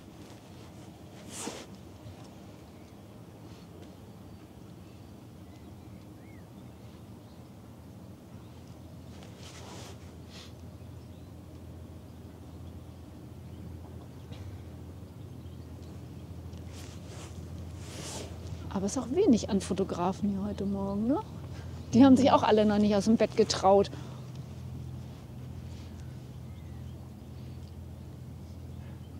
Hänschen schreibt, Paddy erstmal Kaffee. Tony Roberts, 5 gifted memberships. Tony. Thank you. Thank you.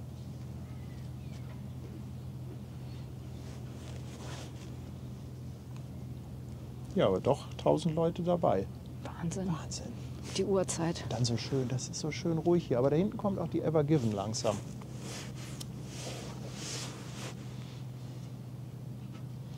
Können wir eigentlich hier mit der Panda gleich mal den Schwenk machen.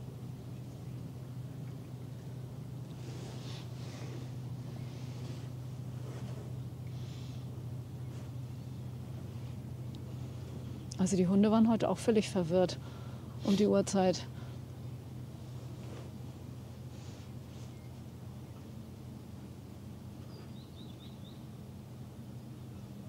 Aber da haben Sie mal gesehen, wie das ist, wenn man morgens geweckt wird, ne?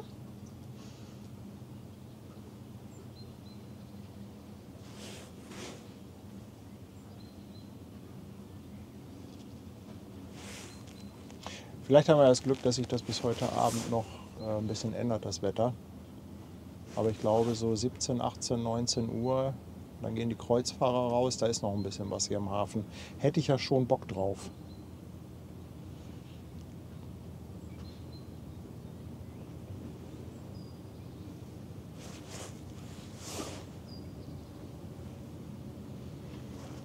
Dann musst du noch mal eine Runde schlafen vorher, oder?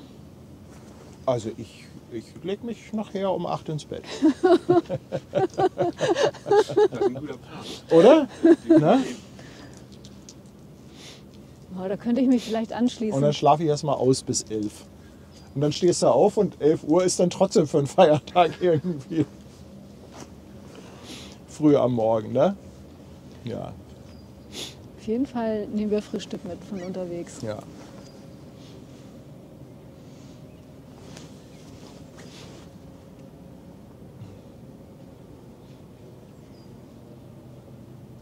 Na, Benville kommt mit der ersten Fähre? Meinst du nicht? Ich glaube, der muckelt heute schön. Ja, aber so mit dem Dunst ist auch so eine ganz morbide Stimmung. Das ist für einen das Fotografen. eigentlich ist das für Ben. Ja, aber ich glaube ja, der treibt sich schon da vorne irgendwo so rum. Meinst du? Ja, das könnte sein. So, jetzt ist hier die Panda gerade hinterm Dalben.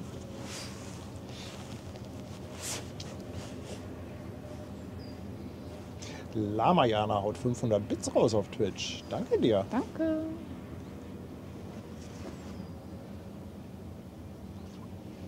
Anja hat sich schon Brötchen bestellt. Bis die bei dir sind, bist du schon verhungert. Oh, die Ever Given, glaube ich. Da müssen wir aber gleich mal rumschwenken. Ne? Ich glaube, da hinten entwickelt sich lichtmäßig was. Aber der kleine Beifang kommt noch. Meinst du hier die Panda?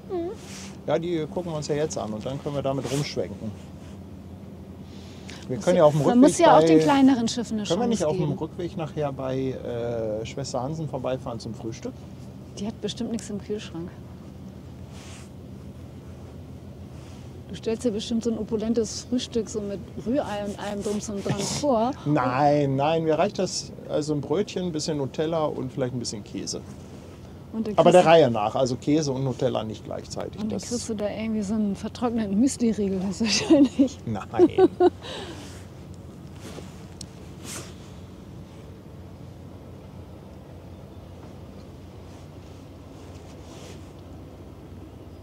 Keinster Weise.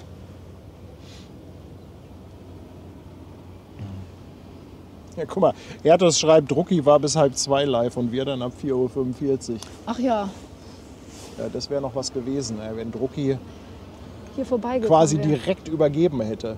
Ja. Die hat aber einiges an Bord, ne? Ja, die ist. Wobei, der Tiefgang ist jetzt gar nicht. Ja, obwohl, wenn man mal hier, warte mal, wenn man mal die Also der Wulstbug, der guckt halt gut raus. Aber wenn wir uns jetzt mal die Tiefgangsmarke angucken. Guck mal, da sind schöne Hamburg-Süd-Container drauf. Da kannst du mal draufhalten. Also ein bisschen Tiefgang würde noch gehen.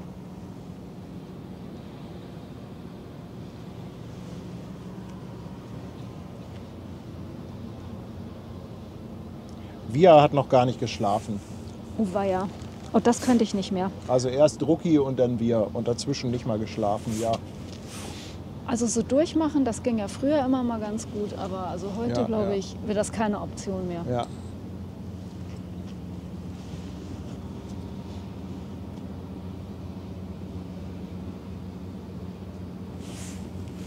So, und dann darf ich gleich präsentieren das bekannteste Containerschiff der Welt. Nehme ich mal an.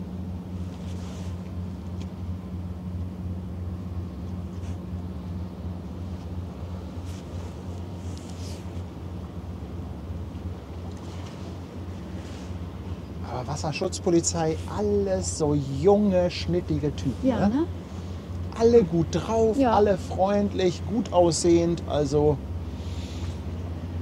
Das macht schon was her, ne? macht schon was Ja, her. finde ich aber Schwester auch. Hansen, Schwester Ja. Hansen. Alles in WS3. Ja. Vielleicht gleich mal mitfahren. Nee, das war WS 35, nicht WS 3. Nicht die neue. So, da haben wir die Ever Given. Ich hoffe, der Kapitän ist gut drauf. Ja. Man kann sich auch in der Elbe festfahren, habe ich gehört, ne? Außerdem müssen ja die Fähren zusehen, dass sie wegkommen, weil wenn die Ever Given kommt, die mag ja auch keine Fähren. Ja, die hat ja, also ist ja ein bisschen traurig, wir machen da Witze drüber, aber die hat ja nicht nur den Suezkanal versperrt, sie hat auch hier auf der Elbe schon einen Unfall gehabt und eine Fähre gerammt. Also die ist schon berühmt berüchtigt. Wobei, letztendlich darf man es ja nicht einem Schiff ankreiden, Nein. sondern das sind ja auch immer, Aber das ist halt so eine Menschen, die Historie, dazugehören. ne? Die Ja. verfolgt dich. Ne? Ja. Das, ja. aber ich glaube, bei der Fähre, da ist auch niemand irgendwie verletzt worden. Ne? Also ich bin Ja, nicht ja. so ganz sicher, die lag ja auch irgendwie da, also waren ja keine Passagiere glücklicherweise an Bord. Das muss man ja auch Guck mal, sagen. Michi hat eine interessante Frage. Wie ist das eigentlich mit dem Containerschiff, mit den Containerschiffen? Ich möchte einen Container versenden. Suche ich mir das Schiff aus oder wie läuft Oh ja, das? Nein. tatsächlich. Also im Grunde genommen sprichst du eine Reederei an und Hapag-Lloyd, die haben zum Beispiel Full Service. Hapag-Lloyd kannst du dann anfragen und sagst, ich möchte einen Container von, sagen wir mal, Hamburg nach Singapur. oder so. Ne? Und die kümmern sich um alles. Ich glaube, die kümmern sich auch darum, dass der Container dann abgeholt wird, also auch um diesen ganzen Speditionskram. Das ist da, glaube ich, alles teilweise mit drin. Kann sein, dass das von Reederei zu Reederei unterschiedlich ist. Und vielleicht hat da auch noch der ein oder andere eine Info zu Da von bräuchten euch. wir jetzt unseren Ja. Logistikexperten. Ne? Ja, ich glaube, also Meistens fragst du einen Spediteur, der das dann abholt. ein Spediteur. Ja. Und der bringt das und der macht das dann auch klar mit der Reederei, oder? Genau. Ach so, Also eher ein der spricht mit der- Spediteur, ja, muss und er noch nicht. ein BL und Ja, muss ja. freischreiben Ah, lassen okay, und okay. bezahlen. Ja, Ja. wir haben ja doch die Spezialisten. Ja. Mit den ein Hafenterminal Vor ist, Ort. das musst du auch bezahlen. Ja, aber das macht dann der Spediteur Das alles. macht der Spediteur, ja. Ah, okay, alles klar. Es gibt einige Reedereien, die haben eine Speditionsabteilung, die macht das dann. Also ich meine, Hapag-Lloyd bietet das auch komplett an. Kann natürlich auch sein, dass das so ein bisschen kundenabhängig ist. Wenn du jetzt so einen Container hast und Ja, da umziehst, machen die meistens nichts. da ist es nicht so spannend. Das geht dann wahrscheinlich eher über die Spedition und Trakten oder so über Tausende von Containern, das ist wahrscheinlich was anderes. das ist was völlig Und anderes. teilweise machen die auch nur ihr Reedereigeschäft.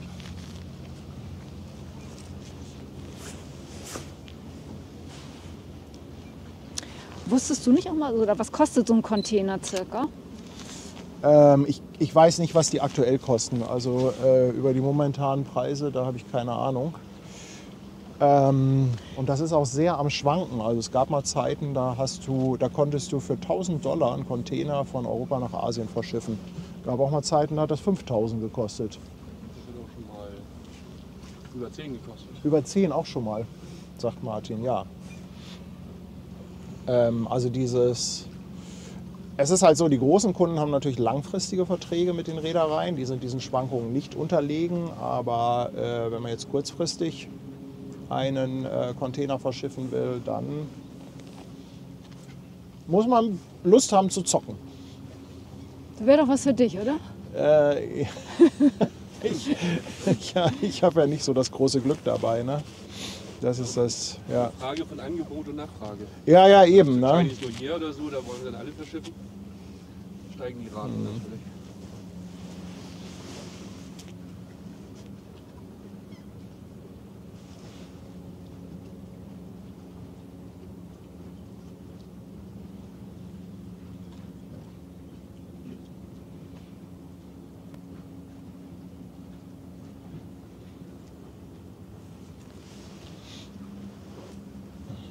So, da kommt die Ever Given, da können wir gleich nochmal in die Luft gehen.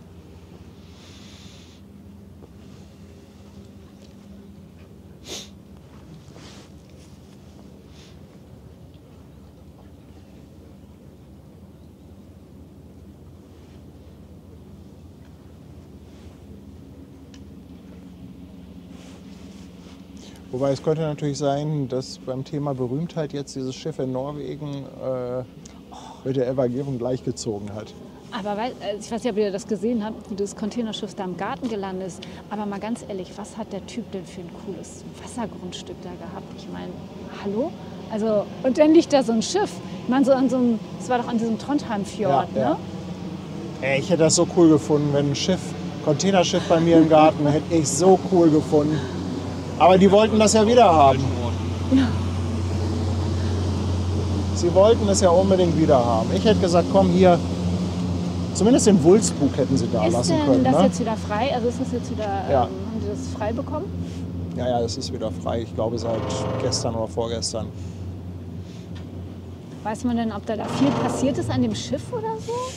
Naja, dadurch, da sie es jetzt frei bekommen haben, gehe ich mal davon aus, dass da jetzt kein riesiger Schaden ist. Aber da werden die mit Sicherheit erstmal genau nachgucken müssen.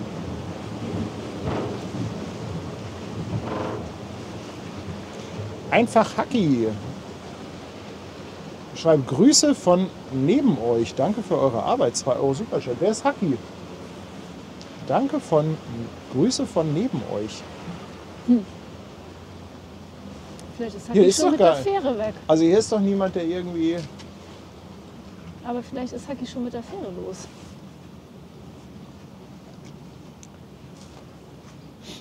Aber mittlerweile hat die Ever Given auch die neue Lackierung. Also ist auch 400 Meter lang, 20.000 Toy, müsste so 59 Meter breit sein. Hat mittlerweile auch die hellgrüne Lackierung. Die ist ja auch schon ein bisschen älter. Und vorher hatten die ja dieses, was ich immer British Racing Green genannt habe.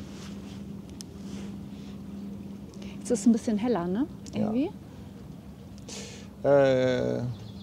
Der Kriegerdelfin sagt, Schäden am Wulstbug sind entstanden und die eine oder andere Kammer hat wohl auch einen Schaden. Ja, dass das nicht so ganz ohne Beule ausgegangen ist, das war mir schon fast klar. Aber anscheinend war es ja zumindest noch schwimmfähig. Ich denke mal, die werden sie jetzt in eine Werft schleppen. Ja. Ach hier, 58 Meter breit ist sie. Aber ich Ich glaube, das gucke ich mir auch noch mal an, wenn man das irgendwo sehen kann, wie sie das da rausgezogen haben. Ja, Also gibt's, der da Postbild gibt's hat noch, geschrieben, dass norwegische Fernsehen das live übertragen. Na, passiert da ja hätte so ich schnell. hingemusst, Ja, da hätte ich hingemusst, genau. ja. Hätten sie dich mal gefragt. Fähre.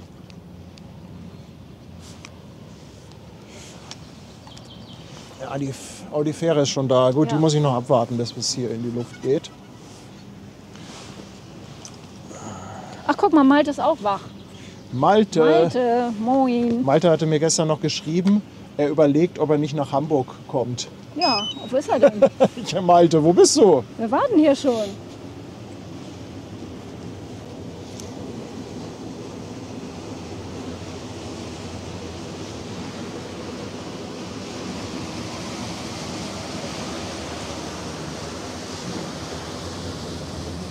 Kein Ben an Bord. Kein Ben an Bord.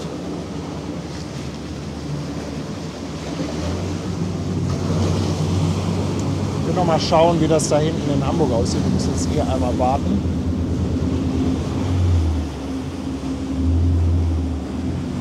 Oh, falsch gedrückt. Kann das sein, dass da noch was rauskommt, so beifangmäßig? Da kommt doch noch was. Ja, ja, da kommt noch was, ne? Ja. Und ja, die Kollegen von der Polizei warten auch schon auf die Ever Given.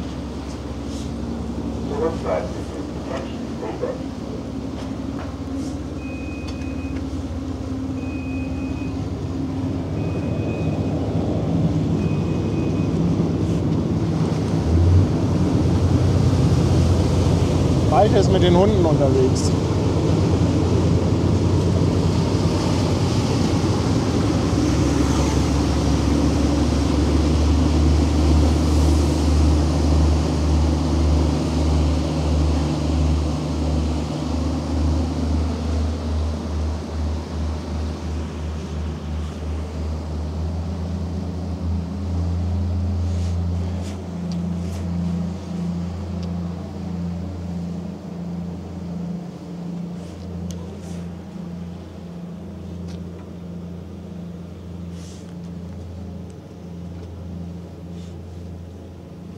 Hast du mal drauf geachtet, was da für ein Schiff kommt? Hatte Sebastian hat das bestimmt schon. Ach, hier die Navi Baltic, natürlich. Ich muss ja nur in den Chat gucken. 168 Meter lang, 27 Meter breit.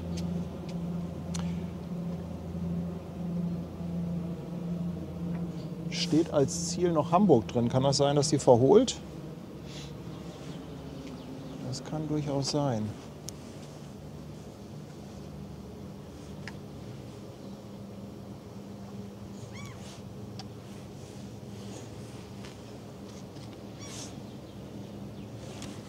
Sag mal, sind die Enten eigentlich gar nicht mehr hier? Das Entenpärchen, das kann sein, dass die da hinten schlafen, in der, hinter diesem Häuschen.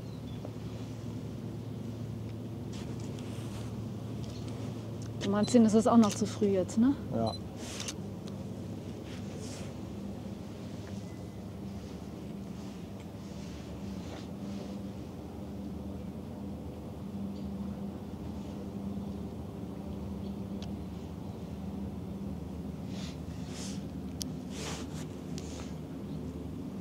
Brigitte Wennemann schickt auch nochmal 2 Euro. Dankeschön. Aber dann ist ja heute alles dabei, ne? Heute ist Container, alles dabei. Beifang, Polizei, Polizeikontrolle. Ja.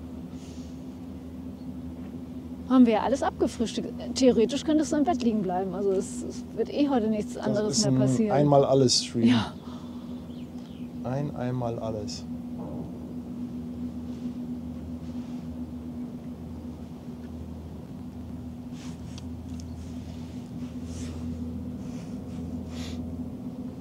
Gibt auch eine sehr schöne Reportage über die Havarie von der Ever Given. Sehr interessant, wie das passiert ist. Ne? Was ich halt sehr interessant finde, ist, da gab es halt diesen Sogeffekt. Ne? Das Schiff, die wurden irgendwann zu schnell, dann war die Ruderbewegung etwas zu stark, mal vereinfacht ausgedrückt. Dann sind sie leicht ein bisschen mit dem Heck an das Ufer gekommen und irgendwann hat sich so eine Sogwirkung ergeben. Mal vereinfacht gesagt beschrieben. Ne? Das ist schon ganz interessant, sich das mal anzugucken. Wo lief die noch? Das haben wir doch auch. Ich glaube, auf Welt lief die.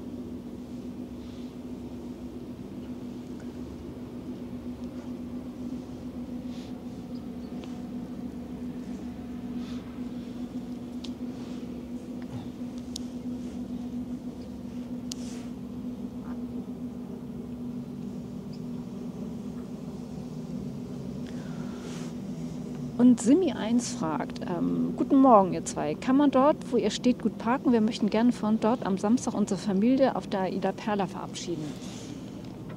Ja, gut parken ist relativ. Also man kann hier parken. Leider haben sie jetzt hier Parkplätze, ja, die eigentlich keine Parkplätze waren. Wir haben das so ein bisschen dicht gemacht, da so Steine hingelegt. Also man kann hier schon parken. Eventuell muss man mal 50 Meter laufen, ne, zwischen den LKWs.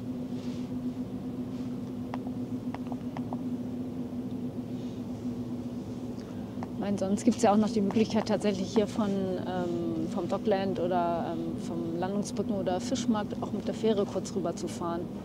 Ja, kommt natürlich darauf an, von wo sie kommen. Ja, Ne? eben, Wenn sie ja, natürlich klar. auf der Südseite der Elbe sind, ist es schon ganz schlau, hierher zu Ja. fahren. Nee, also geh mal davon aus, dass du dein Auto hier schon unterbringen Das ist aber kannst. auch gerade ein schönes Bild, ne? Ja.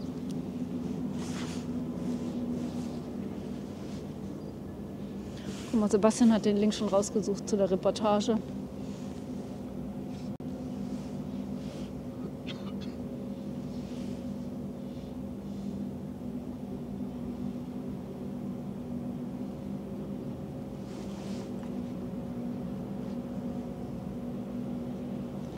Ja, das sieht echt cool aus.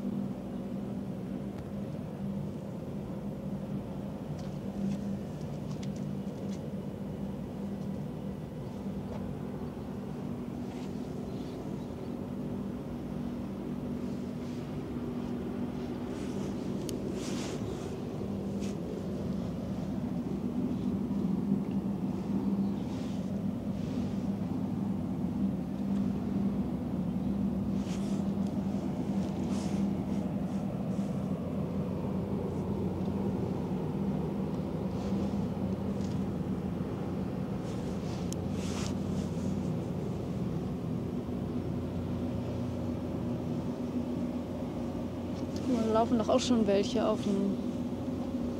Ja, muss man mal die Drohne da so ein bisschen.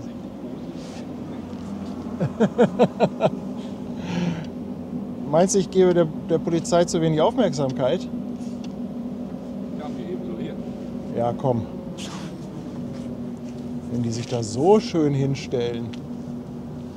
Schwester Hansen halt drauf, sie kommen.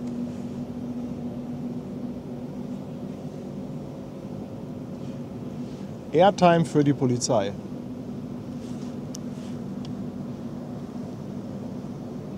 Ah, jetzt drehen sie ab.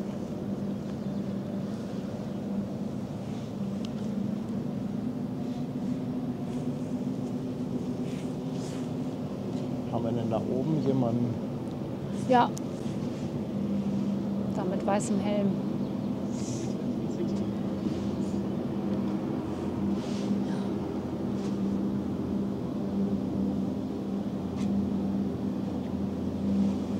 Schon ordentlich was los da oben. Ja, Da müssen die auch, wenn der Schlepper dran ist, ne?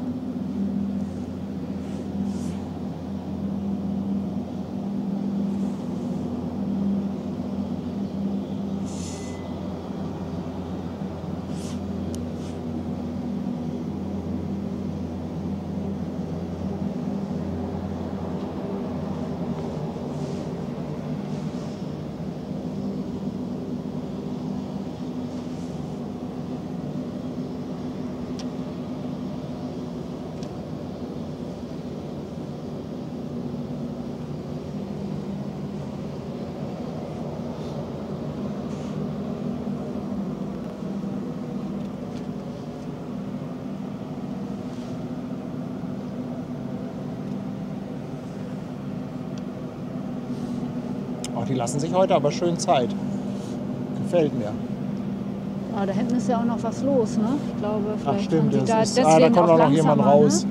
Da Ja. kommt auch noch jemand raus aus dem Parkhafen. Guck mal, hast du gleich wieder schönes Wimmelbild. Und die Fähre kommt. So aufpassen.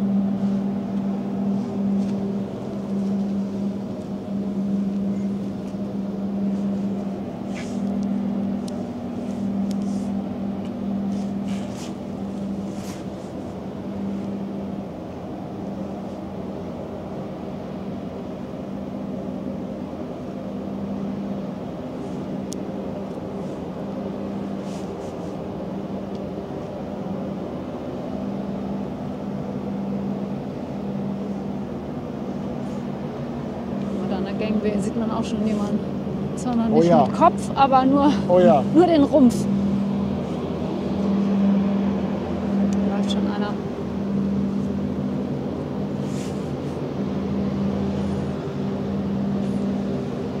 Achtung, Fähre. Fähre kommt.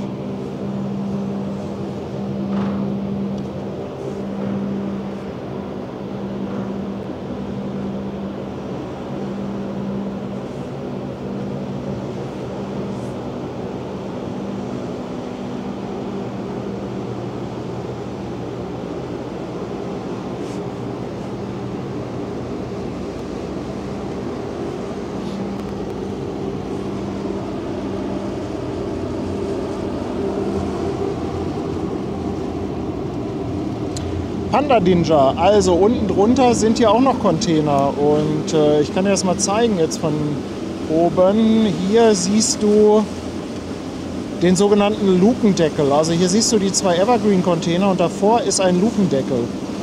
Und darunter hast du halt auch noch mal jede Menge Container. Also unter Deck hast du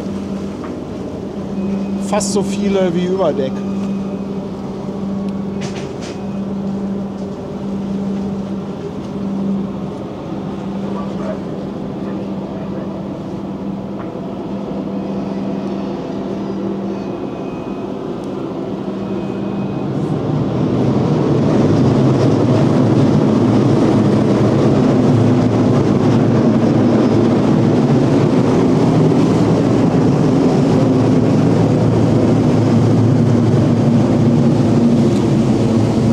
Energy, ganz lieben Dank für dein Lob. Das freut mich.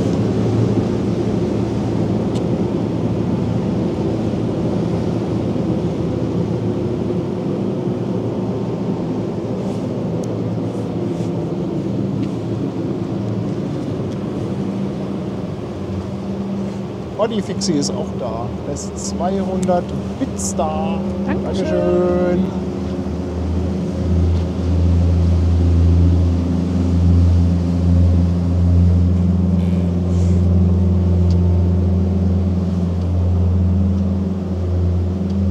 So, und die Fähre sieht man gleich zu, dass sie hinten rumkommt.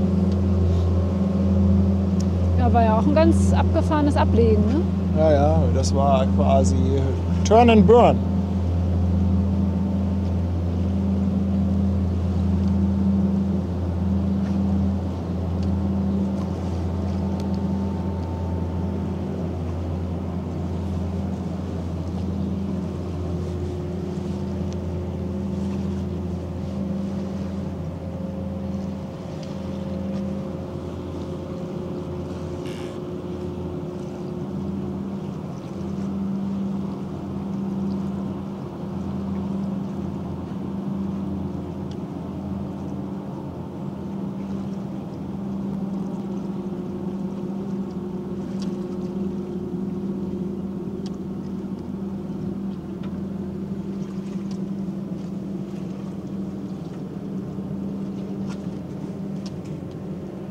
Aber da ist ja wirklich einiges passiert hier. Ja, heute. richtig was los. Also lohnt sich total heute Morgen. Ich sag mal, wer Hätte ich das nicht gesehen hat, der hat Hätte was ich jetzt aber auch verpasst. nicht gedacht. Kommt da hinten nicht auch schon wieder irgendwas am Horizont? Also wir warten ja noch auf die Star Pride und ein MSC-Containerschiff. So 280, 290 Meter lang müsste noch kommen.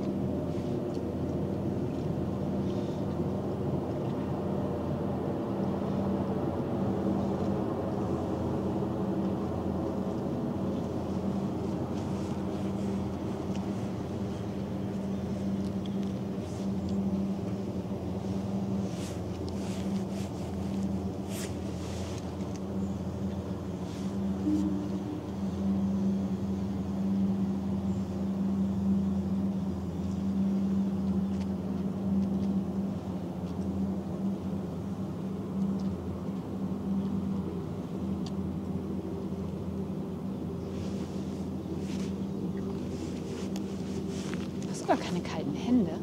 Also ich finde, das ist Doch. ja irgendwie frisch. Doch. Ja, die MSC Lausanne ist das. Danke dir, Ute.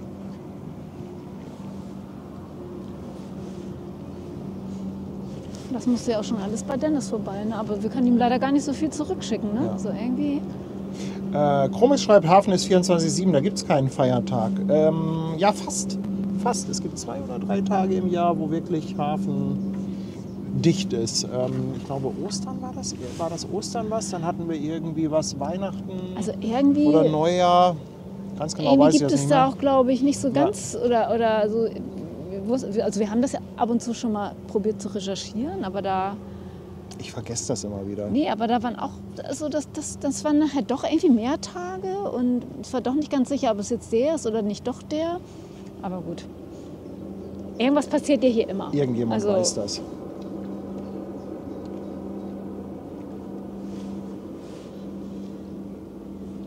Aber ich glaube, so ganz zu kann ich mir das eigentlich auch gar nicht vorstellen. Also es werden Schiffe dann teilweise doch angenommen. Es gibt ja immer so eine Notfallbesetzung. Ne? Aber es ist dann, glaube ich, auch so, dass die Schiffe dann reinkommen, die werden festgemacht und dann müssen die auch bis zum nächsten Tag warten, bis da was passiert. Ja, ja, klar.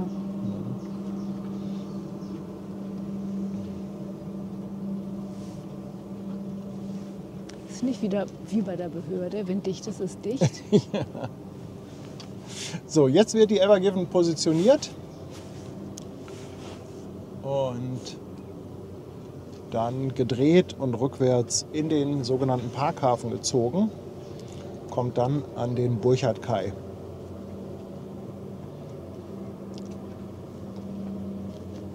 Mark Energy fragt, könnte man auch mit der Drohne fliegen? Ich verstehe jetzt die Frage nicht so richtig. Was genau ist das, was ich hier tue?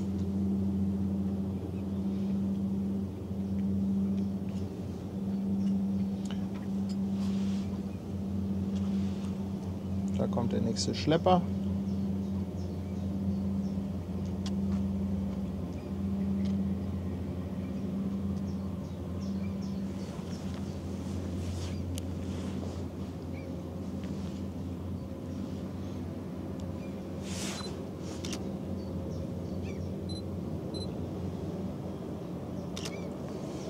Aber das ist irgendwie eine ganz tolle Stimmung.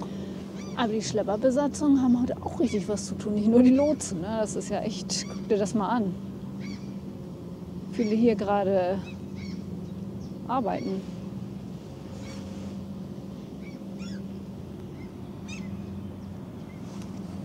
Du, und das am Feiertag. Ist ja wie in einer Woche hier.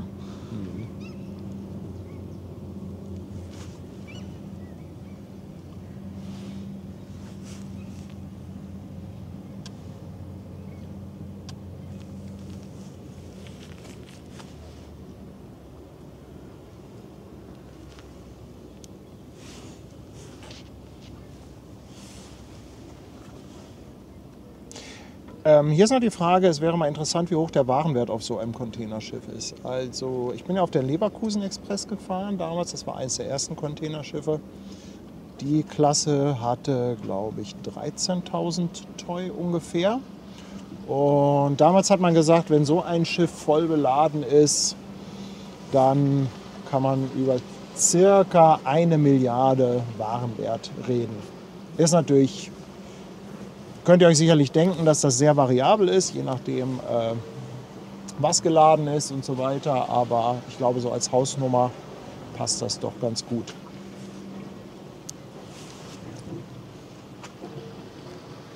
Vorne fährt auch so ein ganz kleiner Paddler, ne? Ich meine, mit den ganzen großen Schiffen hier auf der Elbe. Also ich würde mich nicht trauen. Ach, da hinten ist ein Ja, Paddler, ja, ja. tatsächlich. Oh, das muss doch auch richtig anstrengend sein.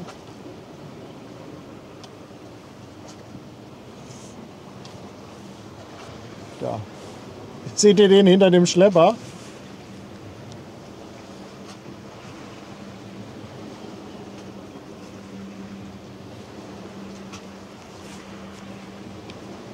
Naja, ist doch auch eine ganz schöne Aufgabe so für einen Sonntagmorgen, oder?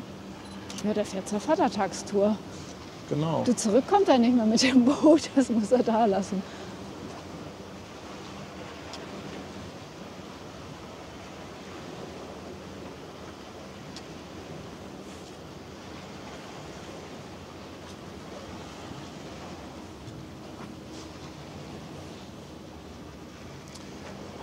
Ja, ich weiß, es ist kein Sonntag, aber es ist ja so ähnlich wie Sonntag. Partys natürlich wird sowas versichert, ne? Aber das musst du als Kunde halt alles bezahlen.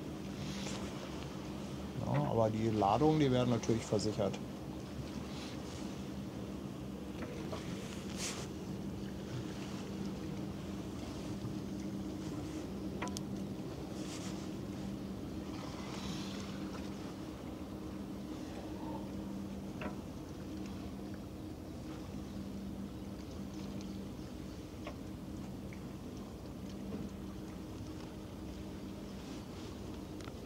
Also ich finde das immer wieder faszinierend.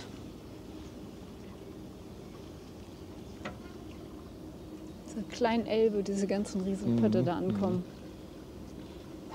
Guck mal, so in Rotterdam ist ja die Nordsee breit genug, ne? Da ist ja nicht irgendwie. Aber hier zwischendurch mal so ein Paddler.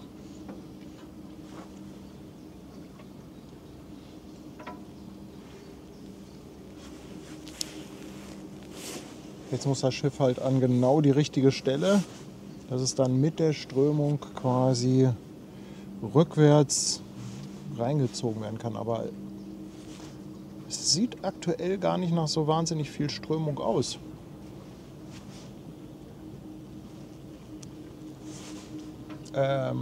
Art Wanderlei, nein, die Monkey, die haben wir nicht mehr. Ja, die Frage, lohnt sich der Kauf, das ist immer relativ, ne? Das ist schwer zu beurteilen, sowas. Aber das Ding hat echt Spaß gemacht. Nur nachdem ich mir dann das größere Motorrad gekauft habe, stand sie halt nur noch rum. Ne? Aber für die Stadt, muss ich sagen, schon irgendwie ein cooler Flitzer. Absolut. Ist auch so ein Liebhaberstück. Also wenn du da richtig Bock drauf hast. Ja.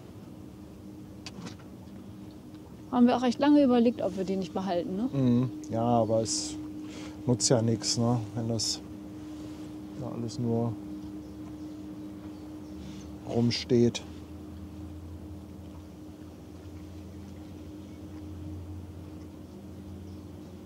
Paddy auf dem Paddelboot wäre mal eine tolle Kameraperspektive. Ja, wenn ihr Paddelboot sehen wollt, dann müsst ihr bei Malte schauen. Ne? Malte auf YouTube, der Kanalsteuerer, ab und zu auch mal mit dem Kajak unterwegs und paddelt da so ein bisschen rum und macht da dann auch mal den einen oder anderen Livestream. Also, so coole Paddeltouren macht er kann man mal ganz gut machen. So, ich würde mal kurz die Drohne reinholen.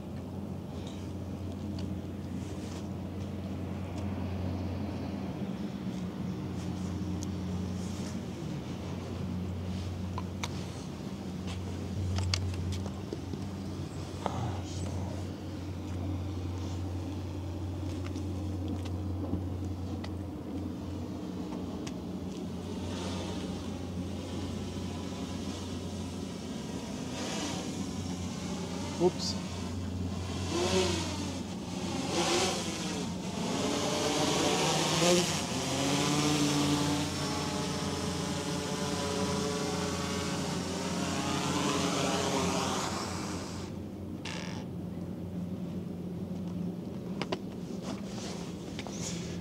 Mal ein kleines Päuschen machen mit der Drohne.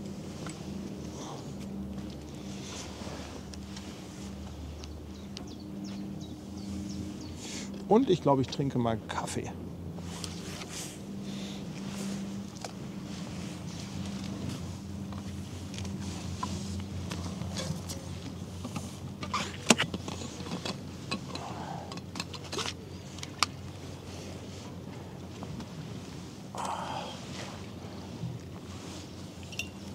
Muss ja auch sein. Ach, ich finde, dieser Stream hat schon was Entspannendes. Hauptsache, du schläfst nicht ein.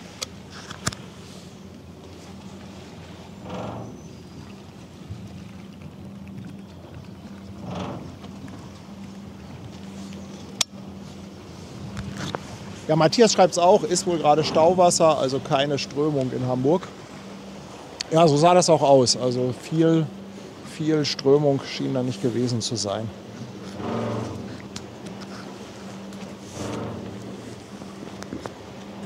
Und Wasser kannte ich auch vorher noch nicht, bevor wir hier gestreamt haben. Du?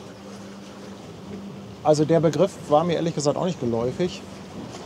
Aber es macht ja irgendwie Sinn. Ne? Also Stauwasser ist quasi der Wechsel von Ebbe auf Flut oder von Flut auf Ebbe. Da gibt es halt mal eine Zeit, wo kaum bis gar keine Strömung ist.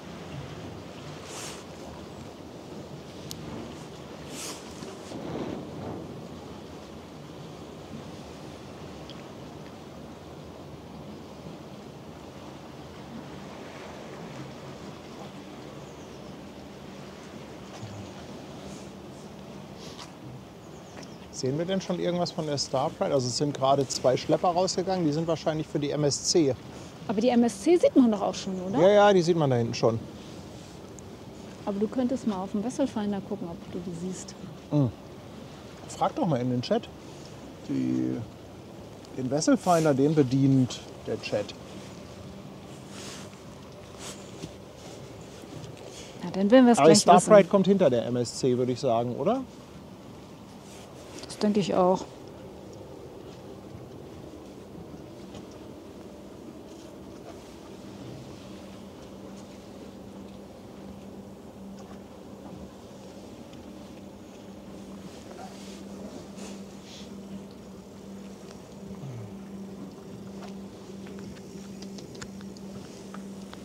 Hallo, guck mal, wer da kommt. Ach, Morgen. Mr. Urlaub. Hallo. Na, Moin, Ja. mein Lieber. Na, Mensch, musst du hier ist ja gleich, schon ordentlich was los, musst du ne? gleich los? Ich hab, Oder warst du gerade? MSC Ach, die MSC hast du. Ah, alles klar. Alles klar. Erst in Feierabend. Ah, okay. Ah. Okay. Ja, bei uns ist der Donatus übrigens, falls ihr euch fragt. Das ist der Lotse hier. Hat gerade die MSC reingebracht und ja, versorgt uns immer mit Informationen. Mit besten Infos. Genau. Gerade so, gerade die Abfahrtszeiten der Kreuzfahrer, da hat man ja manchmal das Gefühl, das ist so ein bisschen Roulette. Nur abhängig von den Großschiffen Ja. natürlich. Ja. Begegnungsbreiten, Ja. Begegnungspositionen. Ja, es gibt halt immer eine Abfahrtszeit von der Reederei, dann vom Terminal und dann gibt es natürlich noch die, wann es wirklich Vom losgeht. Revier. Na? Ja. Ja, schön, dass du mal vorbeischaust. Ja, ich muss die Fähre nehmen. Du musst die Fähre nehmen. Auf dem Weg nach Hause. Wann hast du denn angefangen heute Morgen? Bist du schon richtig lange? Ja, ich bin gestern Abend. Gestern 20 Abend, Uhr ne? hat er mich Ah, angerufen. okay. 22 Uhr das erste Schiff. Ah, dann brauchst du ja gleich auch noch ein bisschen Ruhe, ne? Erstmal Frühstück holen. Genau. Ja. Ich dachte auch gestern Abend erst, ob das so eine gute Idee ist, so früh. Aber dann denke ich mir, Mensch, im Hafen, die arbeiten auch alle rund um die Uhr, da kann ich doch nicht kneifen, oder?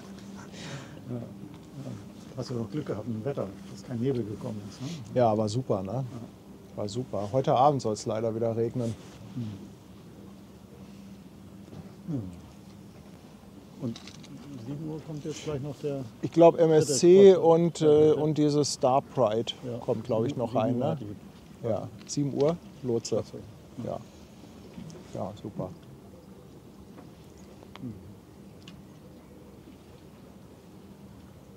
Da kommt, aber du musst in die andere Richtung, die Fähre, ne? Oder musst du musst drüber, ne? Ja. Aber guck mal hier, da hinten, das Licht hinterm, da am Augustino, das sieht schon cool aus. Aber du bist immer mit dem Fahrrad unterwegs, ne? Bei Wind und Wetter, ne? Ja, Donatus hat mir ja ein schlechtes Gewissen gemacht, als er mir aus dem Urlaub ständig geschrieben hat, wo sie wieder wandern, wo sie wieder eine Radtour hinmachen. Ich denke, oh je, oh je.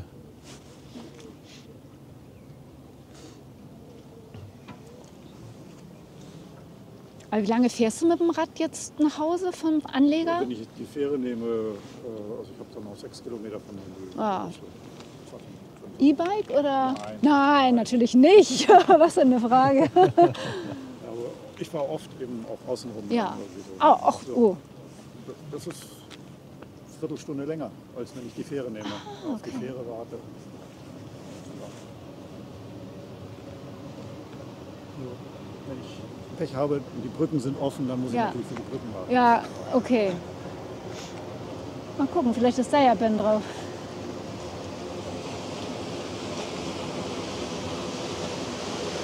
Ist noch alles relativ leer.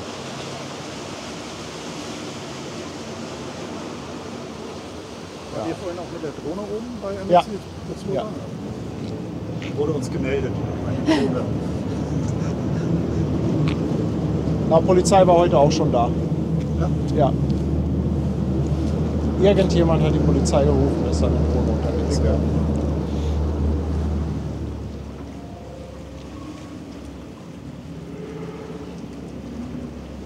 Das Oberhafenamt ist irgendwie in letzter Zeit sehr hellhörig, was Drohnen angeht. Irgendwie so. Ja, vielleicht ist das da gekommen. Ja gut, die haben natürlich auch generell hier so ein bisschen eine gewisse Sensibilität. Ja.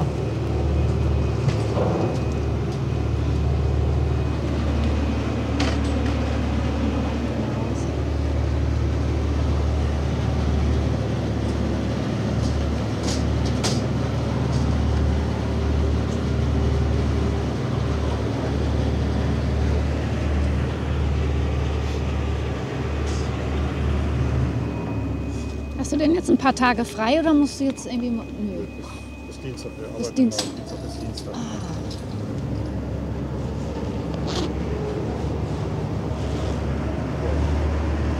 Heute Abend wieder irgendwann. Heute Abend musst du wieder los? Also wenn sich das Wetter noch mal drehen sollte und es heute Abend nicht in Strömen gießt, dann könnte es sein, dass wir heute Abend auch noch mal am Start sind. Aber aktuell ist die Vorhersage ein bisschen feucht.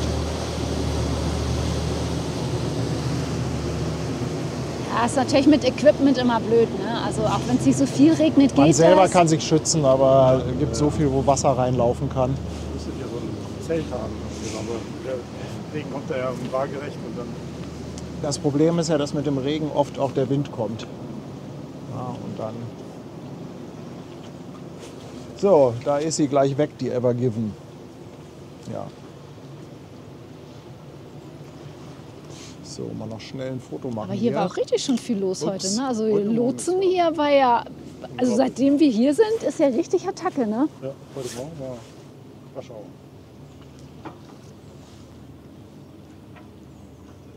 Denkt man gar nicht alles so friedlich, so Feiertag und dann hier am Hafen kommst du an, ist ja richtig Randale.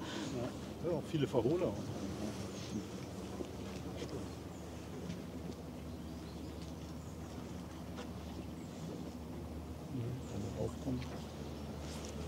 Aber ich glaube, nach der MSC ist erstmal ein bisschen Pause, oder? Dann kommt Thebe, kommt dahinter noch direkt zum Kali, ein kleiner Primo. Ach, und Alcázar kommt da noch, ne? Ja, ja. Wann soll die da sein? Oh, die wird so gegen 8 da sein, schätze ich 8 mal. erst, okay.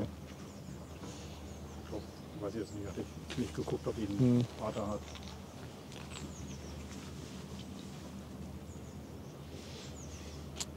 Wer fragt, ob das Schiff einparkt oder ausparkt? Einparkt. Es parkt ein. Weg ist es. Weg ist es, ganz genau.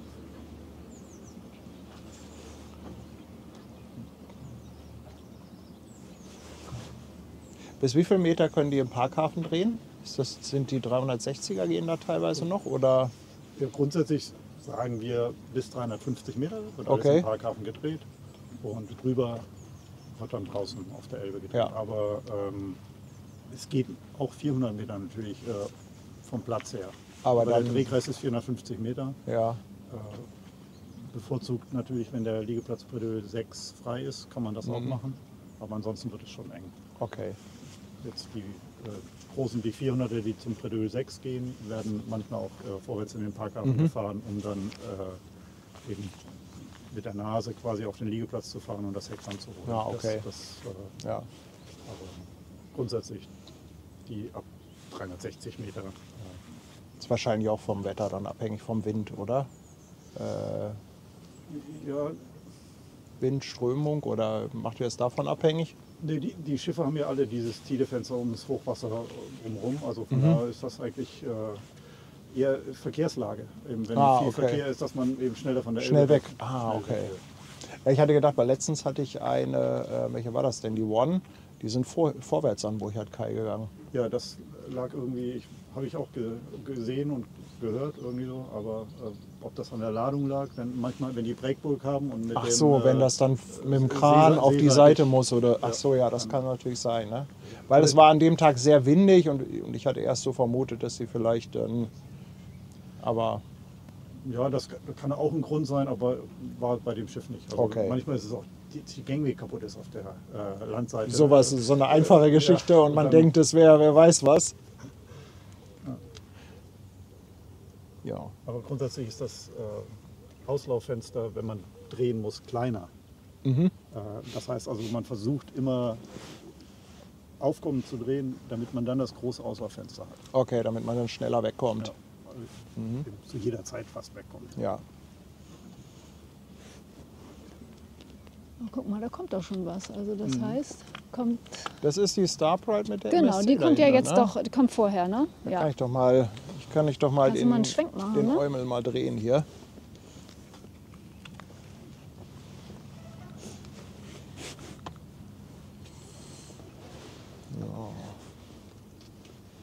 Das ist doch auch ein ganz kleiner Kreuzer des Ja. absoluten Luxussegment, oder? Ist doch wirklich noch ganz wenig Passagiere drauf, ne? Ich habe jetzt gar nicht geguckt, aber die Star Pride ist, glaube ich, nicht so groß. Die geht ja auch hinten zur Hafen City. Und ich weiß nicht, wie viele Passagiere da drauf gehen. Ich bin mir sicher, guck mal, die hat 159 Meter, 19 Meter Breite. 5,50 Meter hat sie aktuell Tiefgang. Das ist ja süß. Für einen Kreuzfahrer.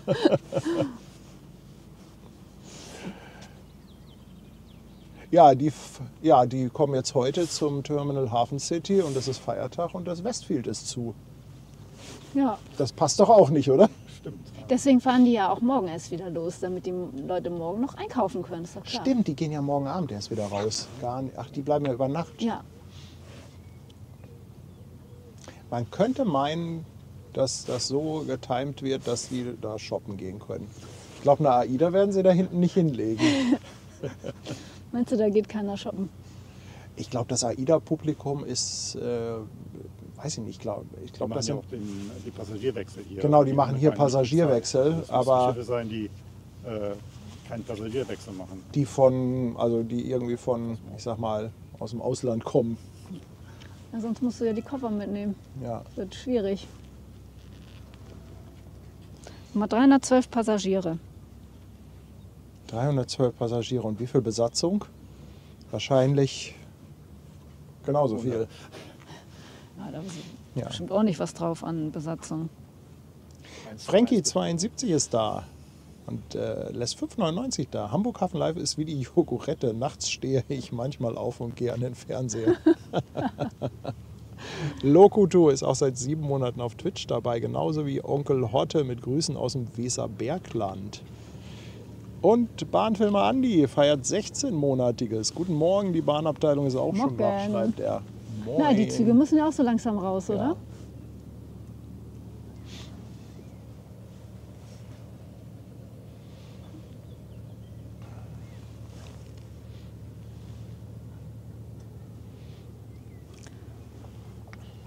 Sieht aber auch ganz schön aus, wie die beiden so hintereinander kommen. Ja, da geht auch schon wieder der Lotse los.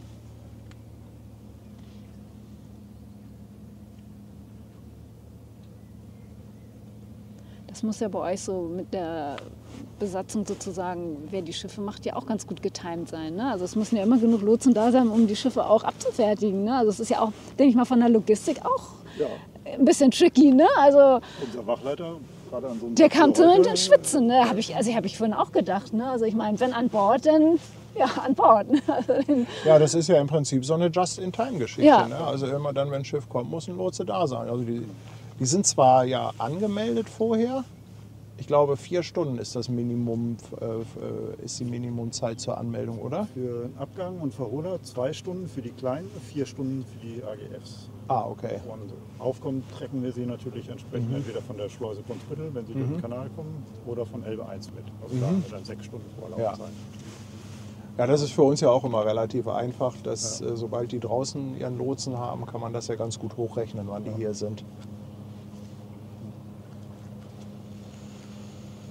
Ja, aber gestern Abend waren 16 Kollegen da und heute Morgen auch schon wieder fast 20 Kollegen da. Ja, Also das, Wahnsinn, ne? Die Also es müssen hat- rechtzeitig angerufen Ja. werden, für die muss Taxi da sein oder das Boot da sein. Naja, das kommt ja auch noch dazu, Darf ne? niemanden umsonst anrufen, der Ja. dann aus der Koje geschmissen wurde, irgendwie, weil er Nein. dann kein Schiff abkriegt. Oh, das gibt Ärger. Das gibt Ärger. Ja, da kommt die Fähre. Die kehr wieder. Ich werde mich mal in Position bringen. dass Ja. er Ja, hält irgendwie. schön, dass du da warst. Donatus, Viel Spaß schönen noch. Feierabend, Ja. ne? Ne? Schönen Feierabend. Danke, dass du Tschüss. da warst und vielen Dank, dass du uns immer aushilfst. Ja, mit danke schön. Informationen. Genau, MSC will 19 Uhr raus. Oder? Okay. Mal sehen, ob das. Wir schauen mal aufs Wetter, ob sich das bis heute Abend noch ein bisschen dreht. Tschüss. Tschüss.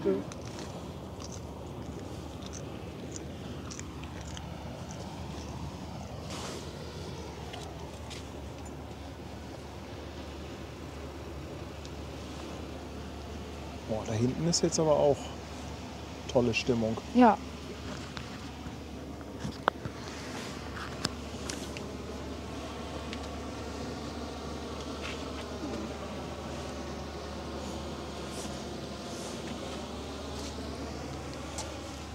So, der Moderator nimmt sich mal eine Auszeit, ne?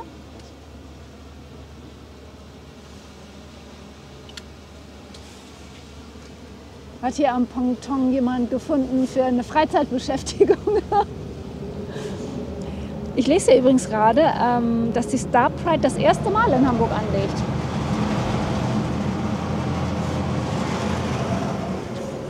Dann sagen wir gleich mal willkommen.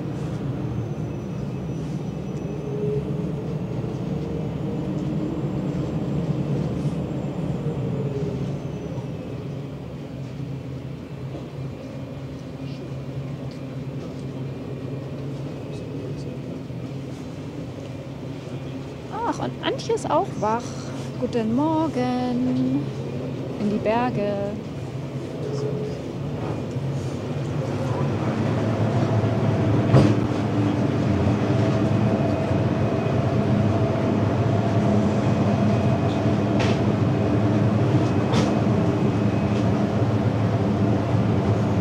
Also ich glaube, dass der Kapitän immer noch das letzte Wort an Bord hat.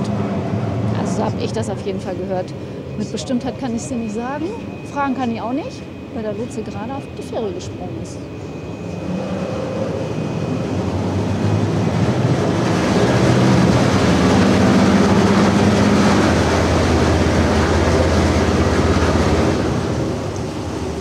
Sag mal, an Bord hat doch trotzdem der Kapitän immer das letzte Wort in Fragen zum Schiff, wenn der Lotse da ist. Ne?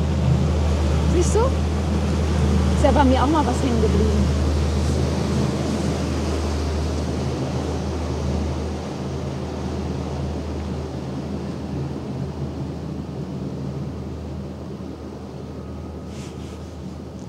Aber ich glaube, bei denen ist das ja auch immer so ein Zusammenarbeiten. Ne? Ich meine, da geht es ja irgendwie auch nicht so ums letzte Wort. Also ich denke mal, da sind ja alle dran beteiligt und sehr wichtig, dass alles klappt. Hast du mitgekriegt, Erstanlauf, ne? Erstanlauf, Star Erstanlauf, Pride. Oh. Ich glaube, das hatte Sebastian gestern auch schon erzählt. Ich habe meine Super Soaker gar nicht dabei für die Wasserfontäne. Naja, aber vielleicht kommt ja die kleine Spritze von der neuen. Von der neuen Vapo. Vapo. Ja. So, Das dann süße Ding. können wir ja gleich auch wieder in die Luft gehen. Ne? Ja, Lufthansen, mach dich bereit. ich glaube. Lusthansen liegt noch im Bett. Der Worf 81 lässt auch sein Tribut da im 8. Monat mit dem Prime Sub.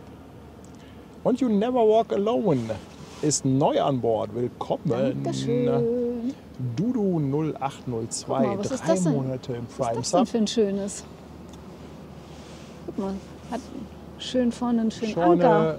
Guck mal, Ja. siehst du? So Oh, schöne toll. Bemalung, ne? Ja, sieht toll aus. Ja. Lena Marie, schöner Name. Auch ein schönes Schiffchen. Ist wieder rot. Rot mit Schwarz. Ja.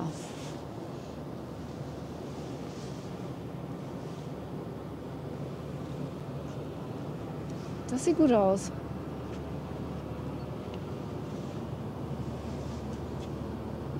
Man hat auch irgendwie so ein Banner da.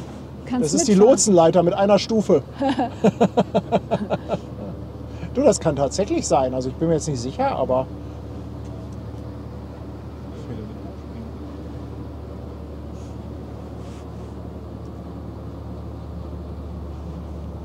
Die haben es da bestimmt auch ganz gemütlich drauf auf dem Schiff.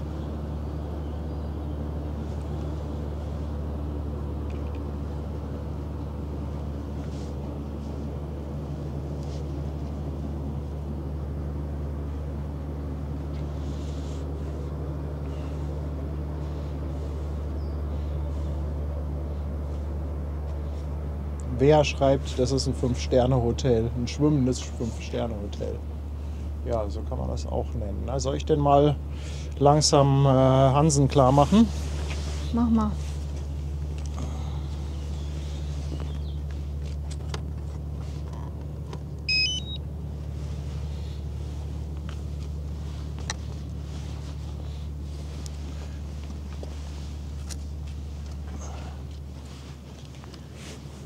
Wenn das Erstanlauf ist, dann ist es ja nicht nur Erstanlauf, sondern auch Erstfoto, ne? Weil es kann ja auch noch keiner haben.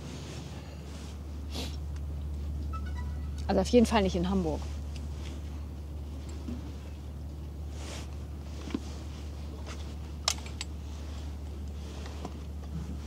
Morgen.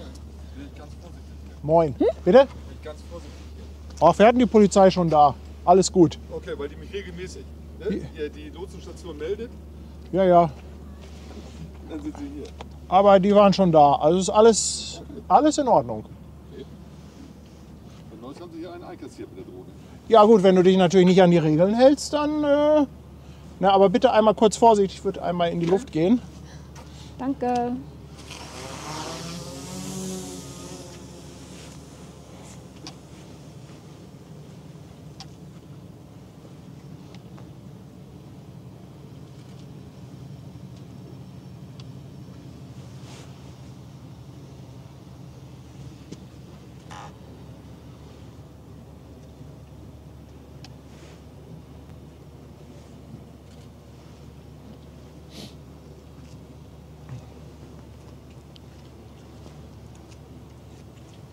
Oh, die sind aber ganz schön flott, oder?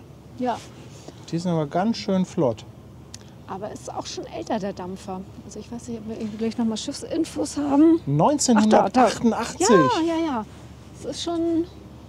Naja, aber höchstwahrscheinlich, wenn die ja die komplett schön und neu gemacht haben. Ne? Ja, aber ey, wie die hier reinheizen, ne?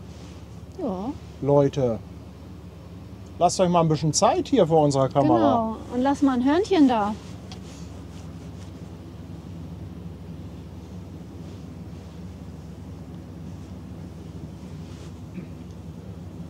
Guck mal, da sind aber auch schon ein paar draußen. Die hatten schon Frühstück. Ja, aber ganz ehrlich, jetzt bei dem Licht, die Uhrzeit hier morgens Hamburg einlaufen. So, Schwester Hanse wird sagen, Herr Kapitän, holen Sie mal ein Horn raus. Aber ich kann das nicht, also das kann nur Schwester Hansen. Also, wenn Anja nicht dabei ist, gibt es Polizei und kein Horn. Ja, das stimmt. Boah, sind die flott. Das ist ja Sportboot.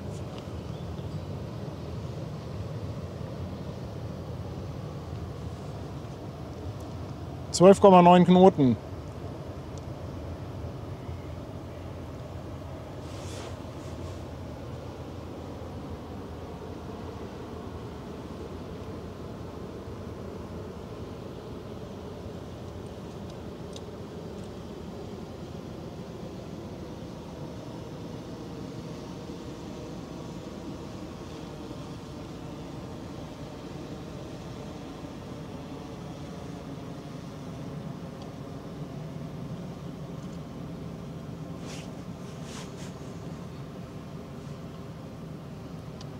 Oh, guck mal, was die für eine schöne Welle macht.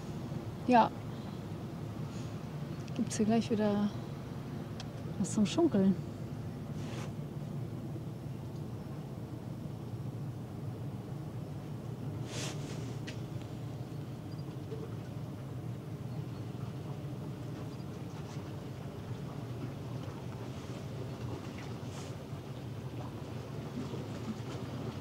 Hier ist die Frage, was unser Lieblingsimbiss im Hamburger Hafen ist. Ehrlich gesagt haben wir den gar nicht, ne? Nee. Naja, also wo wir ja mal ganz gerne hingehen, so am Fischmarkt, diese schönen Fischbuden. Ne? Ja. Und ich glaube, wie heißt das? Atlantic Ocean oder so? Da gibt es echt richtig leckere Fischbrötchen. Oder wie heißt denn noch das Kleine, wo wir immer hingehen, wo die auch immer ganz frisch den Fisch braten? Das ist aber Kutterfisch. Direkt gegenüber von dem Parkhaus, von der Einfahrt vom Parkhaus Holzhafen. Ach da, ja, ich weiß nicht, wie der heißt. Fisch Aber und Meer oder so, glaube ich. Ja, irgendwie so heißt der, ja, genau. Ist ganz klein, ganz süß da drin. Und das ist richtig lecker.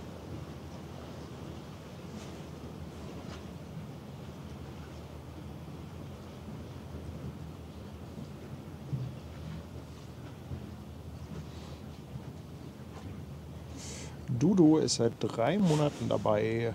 Und Pingmac, 23 Monate. Wahnsinn, danke schön. Wahnsinn. Tobi ist auch seit 22 Monaten. Er wünscht einen schönen Feiertag. Bedankt sich für die schönen Bilder. Tobi, moin mein Lieber.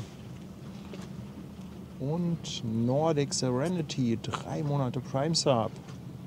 Liebe Grüße zurück. Mike ist auch da. Mike mit Moin. 2,49 mit Hansi. Liebe Grüße. So, da kommt dann die MSC.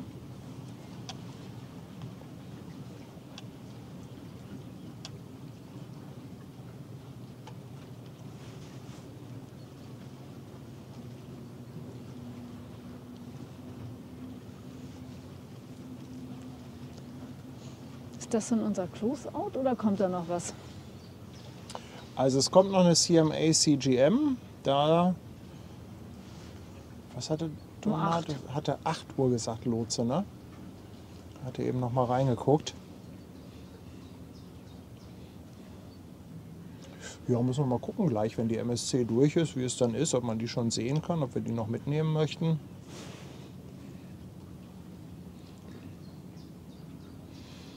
So, hier haben wir 283 Meter Länge und 40 Meter Breite, 12,50 Meter Tiefgang aktuell. Fährt unter der Flagge von Liberia.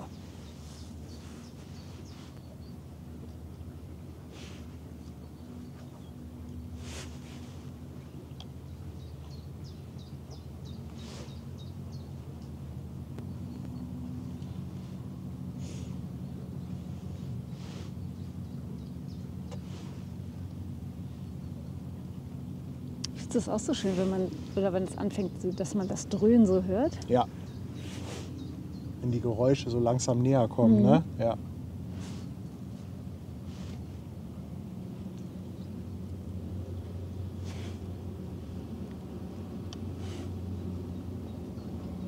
Boah, da muss ich aber jetzt auch noch mal ein Foto hier machen.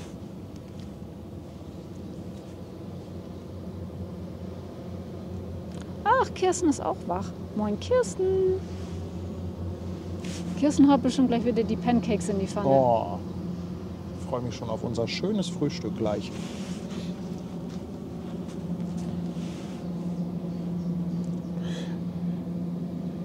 Danke für 9 Monate Prime Sub an den E-Wolfer.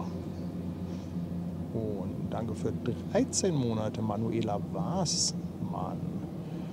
Danke für die schönen Bilder. Bin im Juni auch mal wieder eine Nacht in Hamburg. Nur eine Nacht, oh.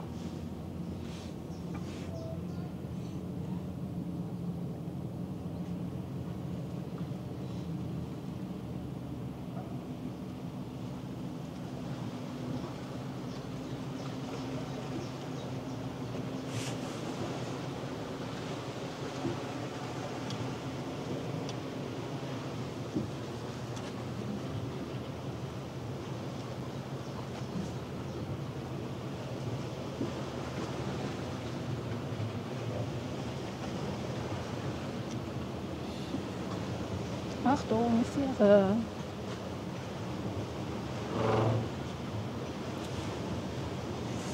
So, Fähre.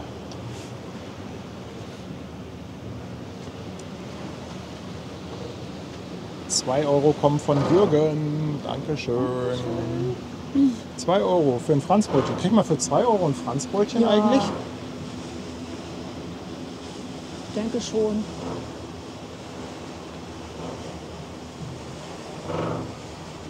Sonst lässt es dir in der Mitte durchschneiden, nimmst die Hälfte.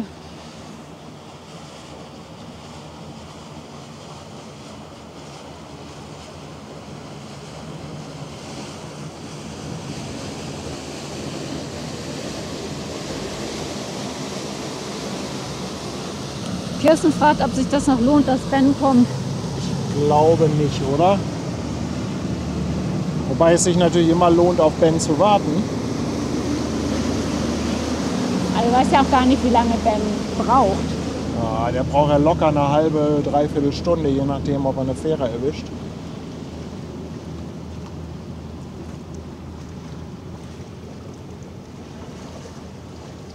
Und Dirk fragt, wie und was kommt da heute Morgen?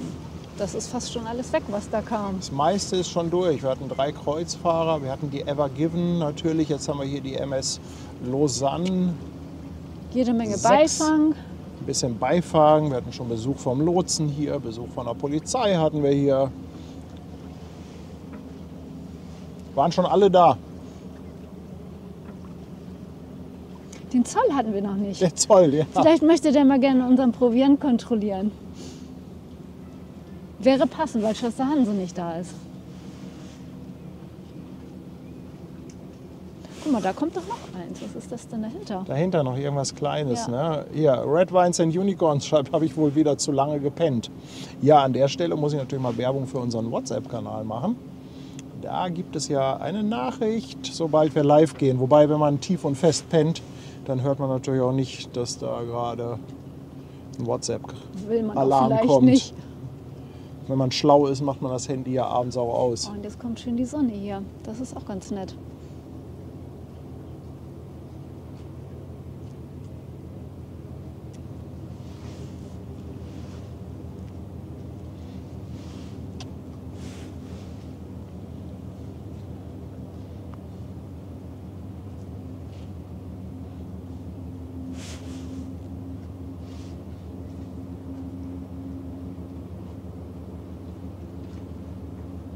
Ah, Kirsten behält ihn dann noch ein bisschen zu Hause für einen zweiten Kaffee. Guck mal, da ist... Fontäne. Bitte? Da hinten gibt es Fontäne. Oh ja. Oh Da ja. musst du mal schnell hin. Ach, Erstanlauf vielleicht? Oh, da sind wir jetzt natürlich an der falschen Stelle, ne?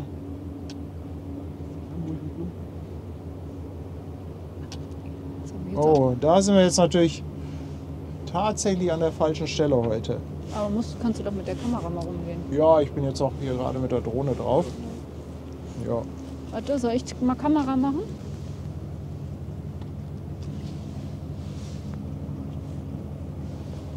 Vielleicht könnt ihr es noch ein bisschen sehen.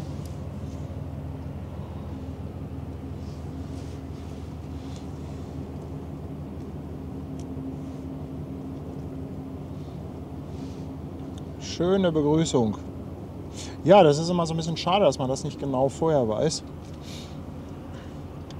Ich hatte ja auch erst überlegt, ob wir weiter in die Stadt gehen, aber hätten wir nichts von den Containerschiffen mitbekommen. Nee. Ne?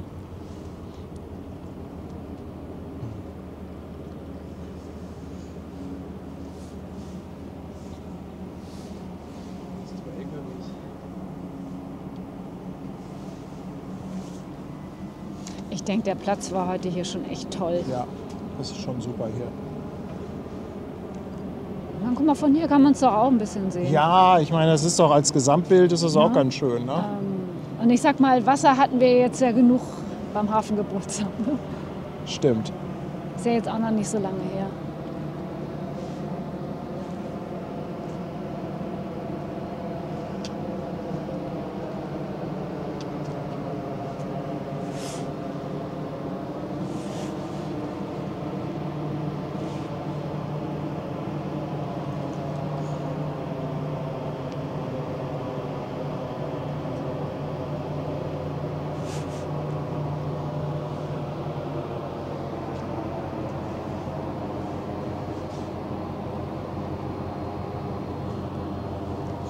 Guck mal, das ist die Velvet, die da kommt.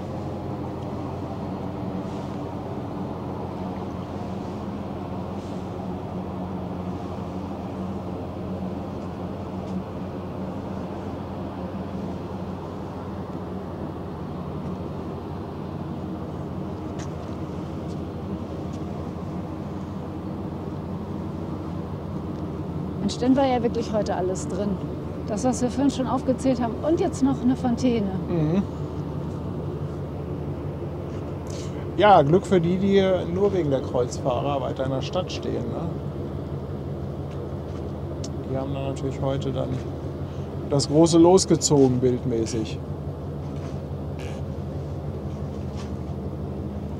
Ach, guck mal, Ben ist auch da. Moin, Ben.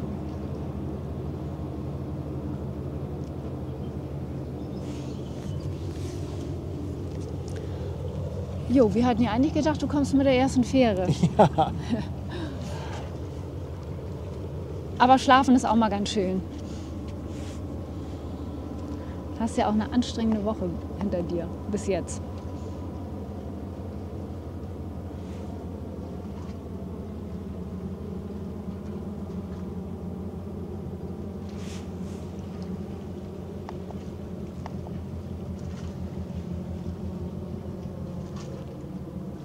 Fähre kommt. Ja. Ich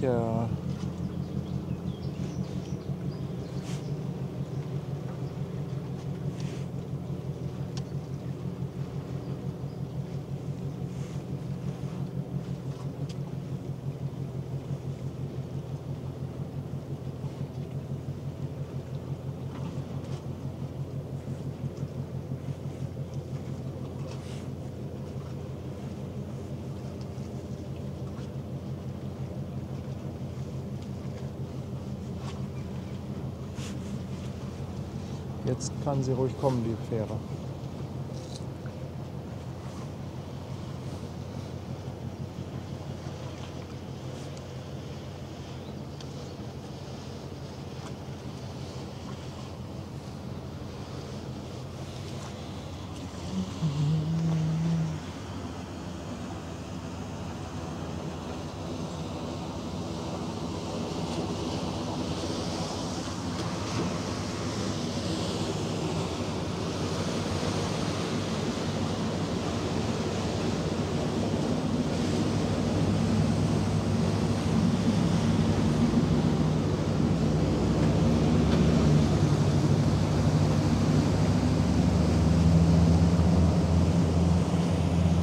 Hubert lässt 5 Euro da mit Grüßen aus Oberbayern. Danke. Und der Mugoli auf Twitch schon 10 Monate dabei. Danke für deinen Sub. Mit Grüßen aus dem Wendland. Schickt den blauen Himmel und die Sonne rüber. Ja, mach das mal heute Abend bitte. Heute Abend soll es ja leider ein bisschen nass werden. Ich hoffe, das ändert sich noch. Das wäre echt schön, wenn sich das noch mal drehen würde.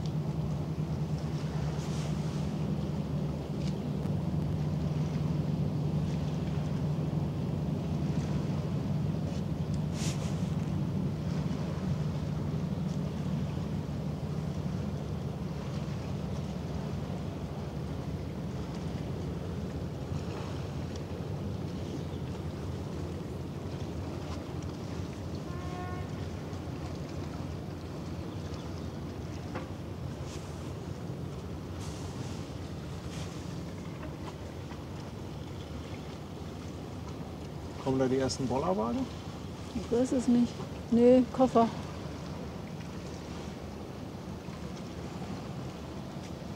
Aber hier sind bestimmt nachher auch Bollerwagen unterwegs, da sind wir ganz sicher. Meinst du hier im Hafen? Klar.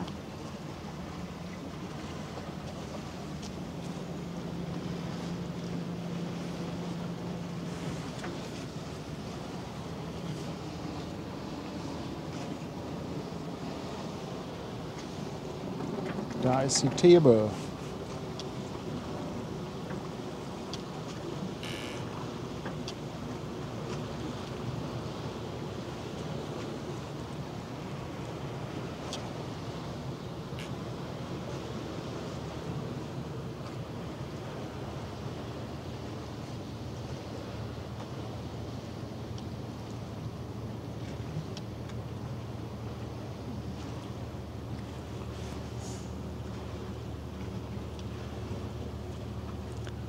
Apropos, ist hier gerade Geburtstag. Du musst noch das Geburtstagshorn Oh ja. raushauen. Nicht, dass wir das noch vergessen. Also mal ein Herzlichen Glückwunsch an alle, die heute ihren Ehrentag haben. Happy Birthday, ihr Lieben.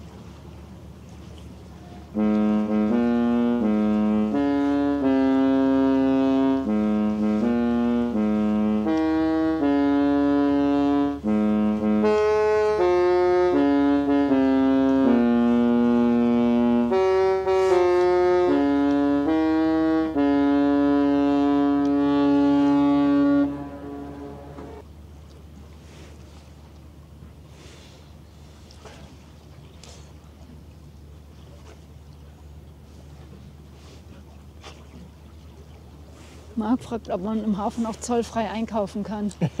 Nee, da musst du nach Helgoland fahren. Leider nicht. Helgoland kann man zollfrei einkaufen. Wäre aber gar nicht schlecht, ne? Wobei Ja? das natürlich auch dann natürlich nur in gewissen Maßen auf Helgoland geht.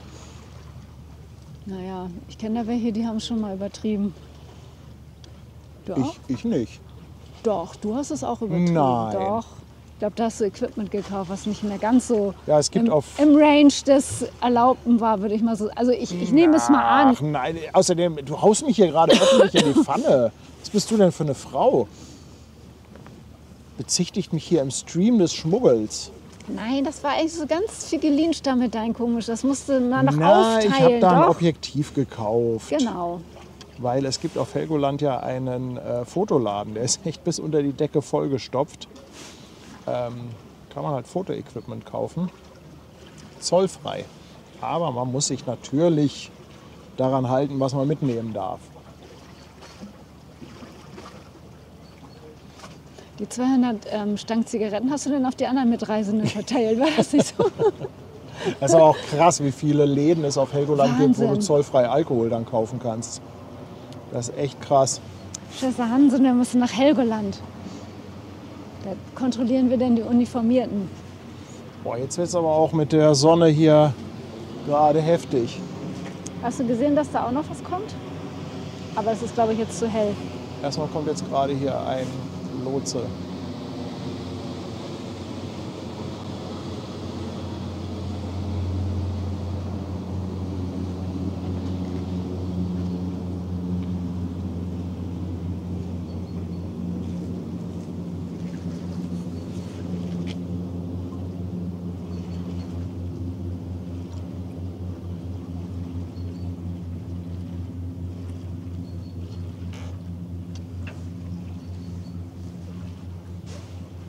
Das Licht ist gerade eine Herausforderung.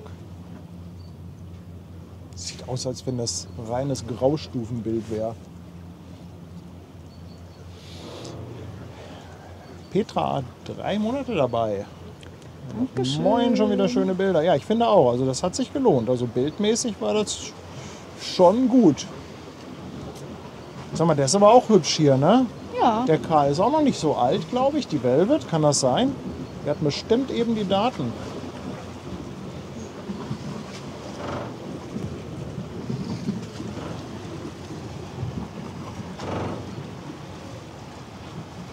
Mensch, ist ja echt einiges los hier heute. Also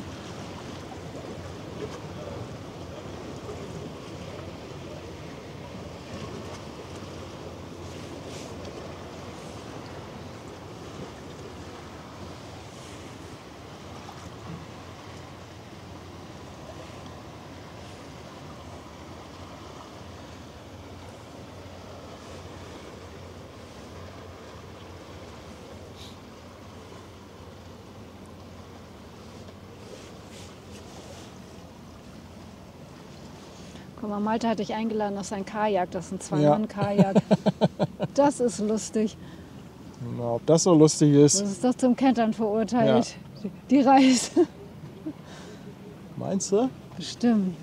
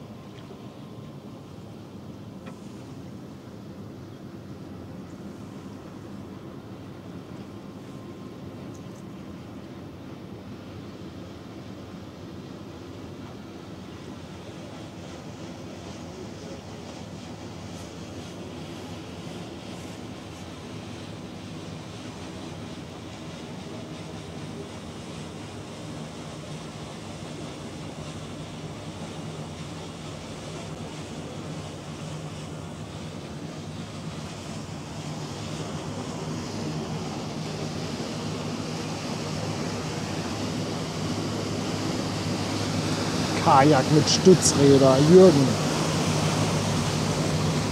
Frech schon wieder hier der Chat. Ups. Sorry. Falscher Knopf. So, jetzt sind aber alle wach, ne? Ja. Mahle ist am Hauptbahnhof und fragt, wie sieht's aus? Ja, Mahle, also ganz ehrlich, vom Hauptbahnhof bis du hier bist, du brauchst ja locker eine halbe Stunde, je nachdem, ob du eine Fähre erwischt. Also Mahle, ich will dir lieber nicht versprechen, dass wir noch da sind, wenn du hier rüber kommst. Du besoffen oder was, du Vollidiot? Was ist mit ihm denn los? Schlecht geschlafen.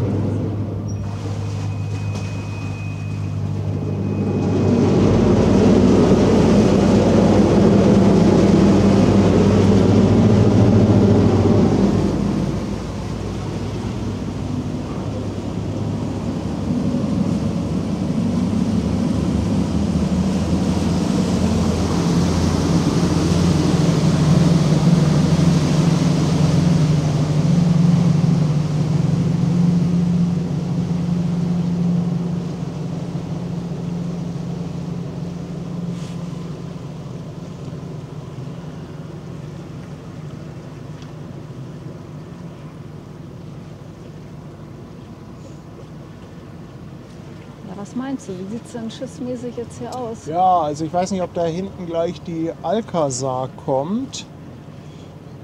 Ich will mal gerade schauen, wenn ich hier reinzoome. Also da hinten am Horizont sehe ich was. Das könnte Aber die ganz CMA CGM Alcazar sein. Ja, wollen wir die noch mitnehmen? Ja, ich finde schon, oder? Musst du sagen. Na? Also Mahle, ich denke mal so bis 10 nach 8 sind wir dann auf jeden Fall noch da. Aber wie gesagt, ob sich das jetzt lohnt, musst du letztendlich selber entscheiden.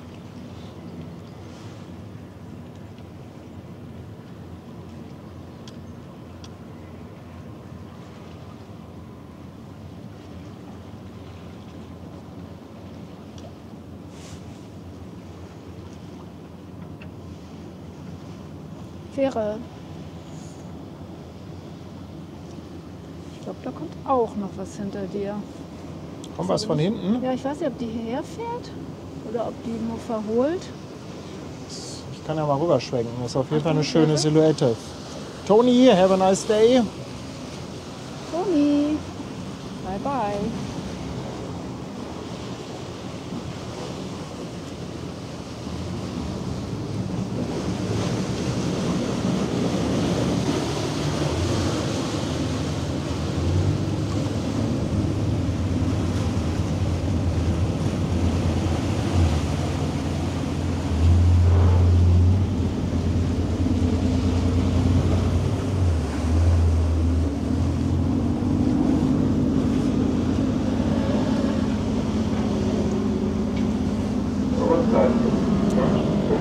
Das ist die Anina, die verholt, hat Sebastian mal nachgeschaut.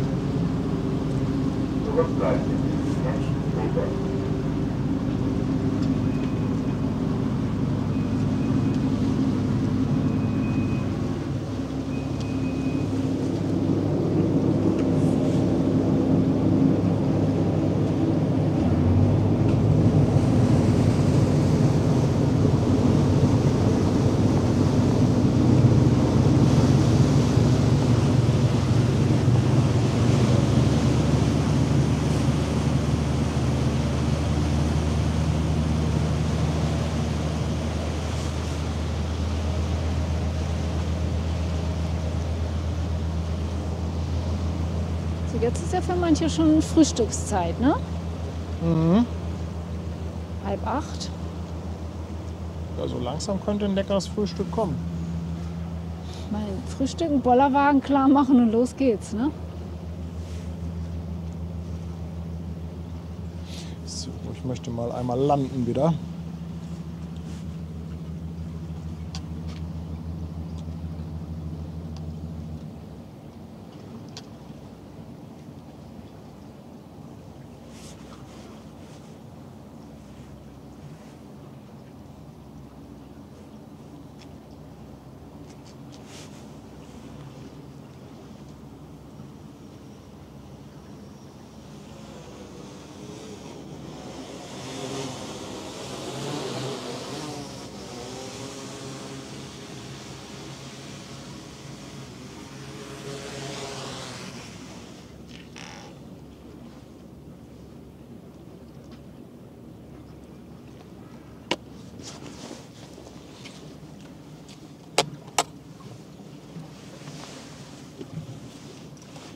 das denn jetzt so ganz gut mit deiner Stromversorgung? Ja, ne? Ja, Stromversorgung habe ich im Griff bei der Drohne.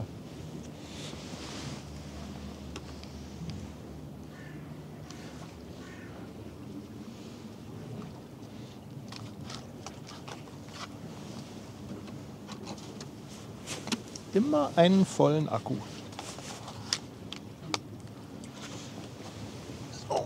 Ja, dann nehmen wir doch die CMA CGM Alcazar noch mit. Warten auf die und ich finde, dann haben wir aber auch eine schöne Runde hingelegt, oder? Guck mal, Sirene ist auch schon wach und Moin. lässt mal gleich eine 5er Subbombe da. Guten Morgen. Guten Morgen. Sag mal, Sirene, ich muss jetzt mal fragen. Bist du Mann oder Frau? Haben wir nämlich letztens drüber gerätselt. Sirene, spontan würde ich sagen, eine Dame, aber genau weiß man es auch nicht.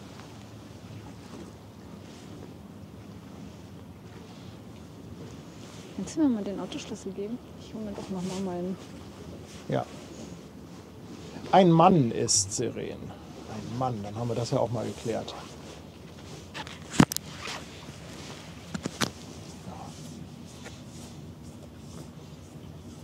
Da fährt die Velvet ab.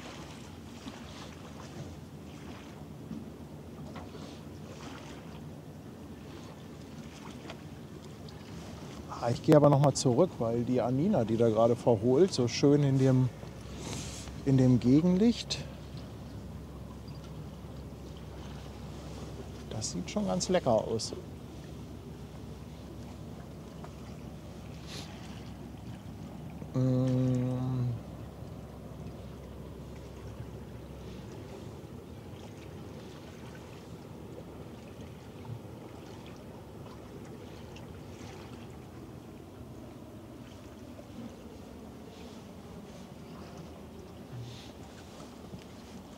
Tolle Silhouette. Ja, also lichtmäßig würde ich sagen, war das schon weit vorne heute.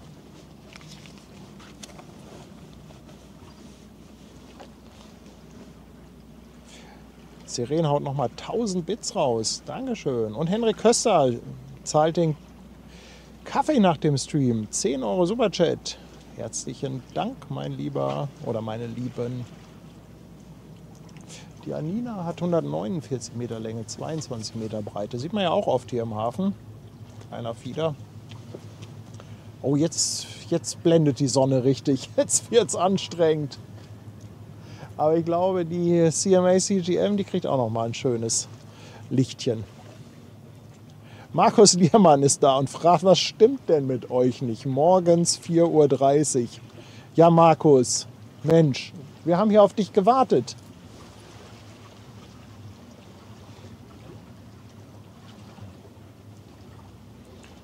Also mit uns ist alles in Ordnung.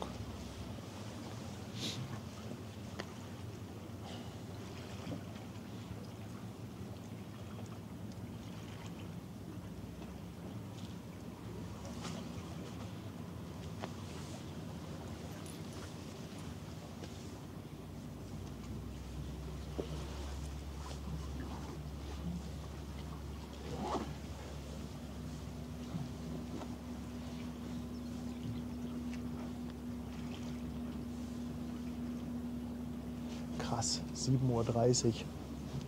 Irgendwie, man hat das Gefühl, man ist schon ewig lange auf. Aber gut, wir sind wann sind wir nicht live gegangen? So 4:30 Uhr, 4:45 Uhr ungefähr. Ist irgendwie schon Wahnsinn.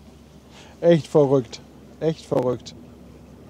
Aber ich fand das ja auch schon so krass damals, als ich mit der Skalar gefahren bin. Da hatten wir ja auch zeitlich so ein paar Streams, die so ein bisschen aus der, ja, ich sag mal, aus der Art geschlagen waren. Und da gab es ja schon die ersten Zuschauer, die sich morgens um 5 den Wecker gestellt haben, weil wir abgelegt haben oder irgendwo angelegt haben. Ich weiß gar nicht, wie das jetzt wird, wenn ich mit der AIDA fahre. Ich weiß gar nicht, wie da so die Anlaufzeiten sind in den Häfen. Aber es kann sein, dass da auch der ein oder andere etwas frühere Stream dabei sein wird.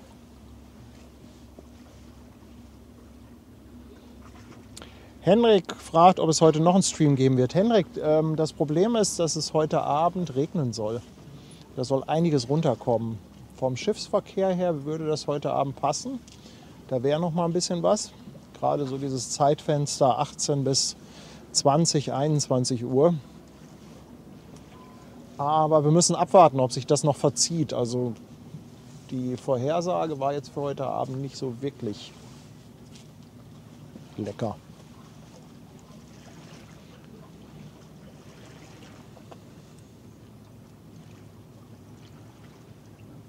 Und der Michael spendiert die Franzbrötchen, 5 Euro. Danke dir, Michael. Ja, die Anina, die posiert hier aber auch echt, ne?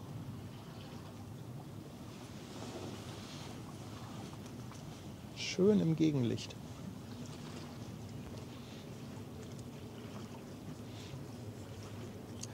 Zimmi, du kannst doch zurückspulen. Dann kannst du den Aufgang noch mal anschauen.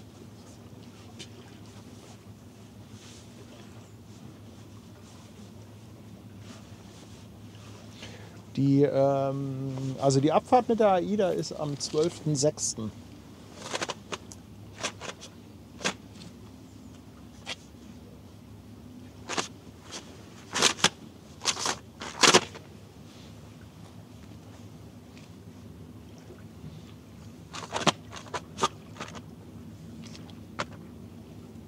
Michi sagt, bin erstaunt, hätte nicht vermutet, dass man von der AIDA streamen darf. Wieso soll man denn da nicht streamen dürfen? Also ich meine mal so grundsätzlich, da wird ja viel gefilmt. Also erste Voraussetzung ist natürlich, dass man irgendwie nicht ständig voll auf die Gäste drauf hält.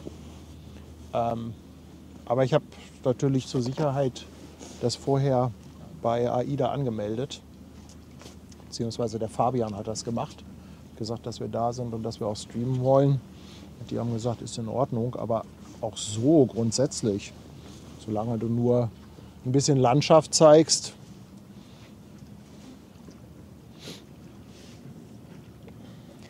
Aber es machen doch hier die Kreuzfahrt-Influencer alle, also viel, Ja, dass ja. sie da die Rundgänge machen und auch so von Events was zeigen. Ja, wobei das natürlich auch meistens ja alles angemeldet ist. Ne? Also wenn hier so ein Matthias Mohr oder so oder auch der Fabian, wenn die da an Bord sind, das ist ja meistens alles angemeldet. Also insofern. So, ich würde jetzt mal umschwenken. Da hinten kommt so langsam die CMA CGM.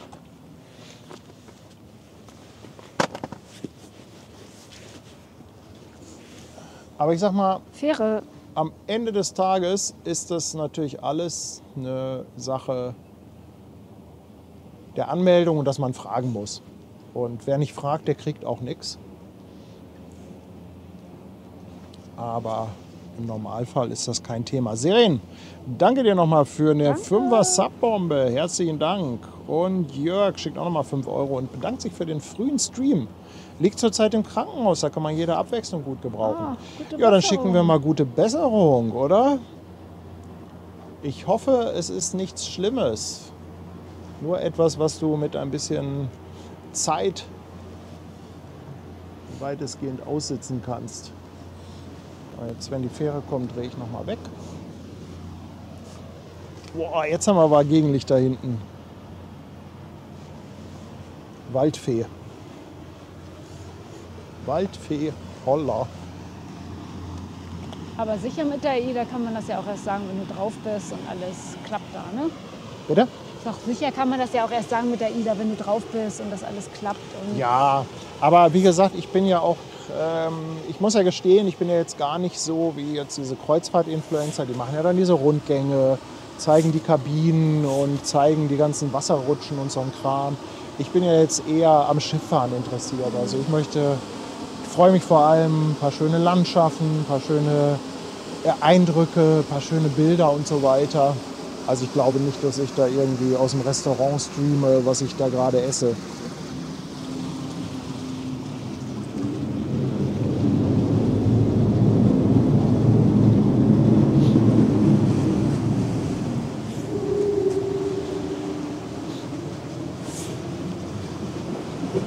machst du eine 24... Paul ist auch schon wach.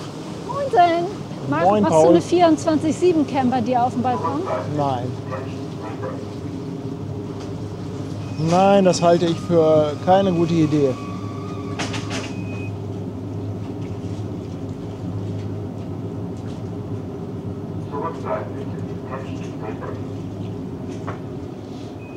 Dieter meint, es wird aufklaren. Über Itzehoe ist keine Wolke zu sehen. Ja, hier ist im Moment ja auch super Wetter. Es geht ja so ein bisschen um heute Abend. Ich glaube so ab 17, 18 Uhr.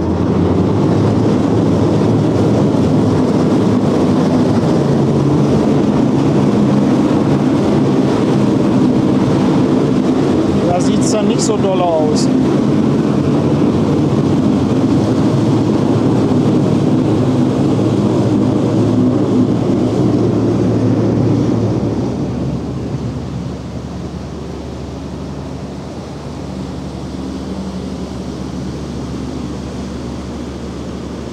Zimmi verschenkt auch noch eine Mitgliedschaft. Zimmi, dankeschön.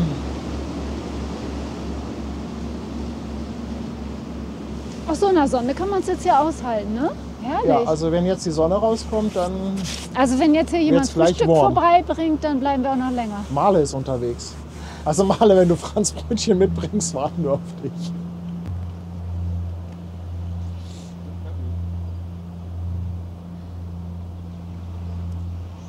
Ach, Arthur ist auch da. Arthur ist da. Arthur können wir ja noch mal befragen. Arthur, was sagst du denn zum Wetter heute Abend in Hamburg? Wir wollen jetzt eine gute Nachricht hören, ansonsten mach was. Sag, dass es gut wird oder schweige für immer. So, die Hamburgensie. Einmal ganz schnell hier für unsere Flugzeugfreunde. Den A380.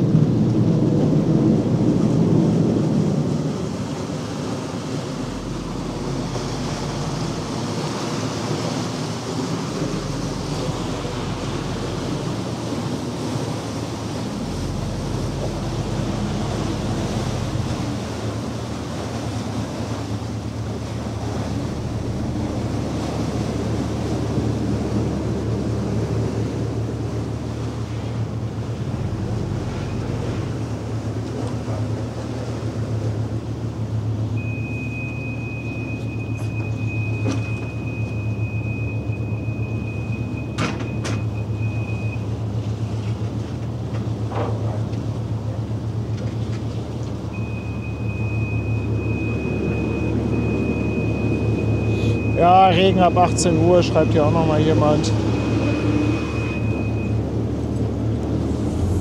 Und Peter Lange ist seit 17 Monaten dabei. Peter, ganz lieben Dank, dass du wieder verlängert hast.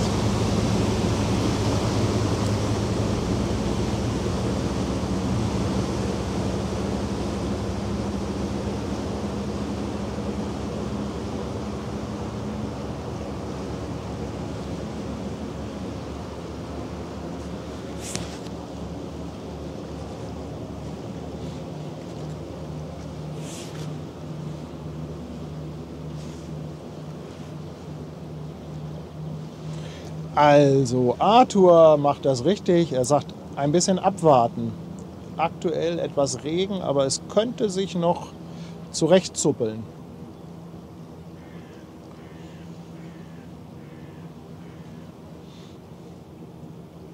Na, da warten wir mal ab, ne?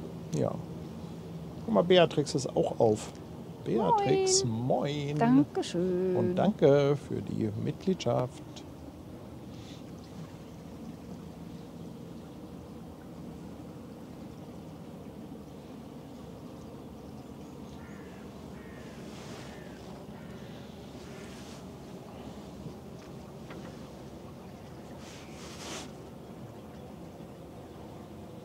Irgendwie ist mir gar nicht so nach Donnerstag, mir ist irgendwie so nach Sonntag, dir auch?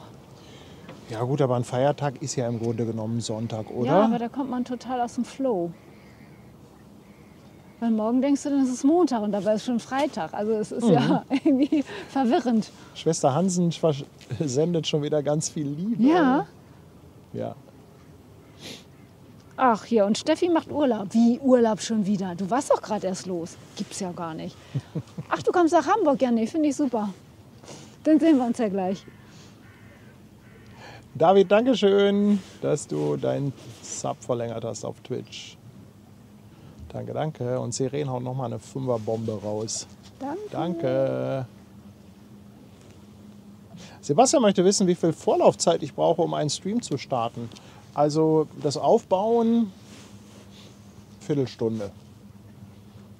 Aber ich muss natürlich immer noch ein bisschen fahren, ne, bis ich beim Standort bin. Und das ist gerade hier so Bubendei-Ufer, Südseite der Elbe, ist natürlich immer abhängig vom Elbtunnel. Also heute Morgen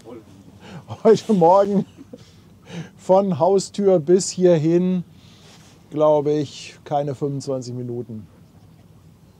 Das ging so durch.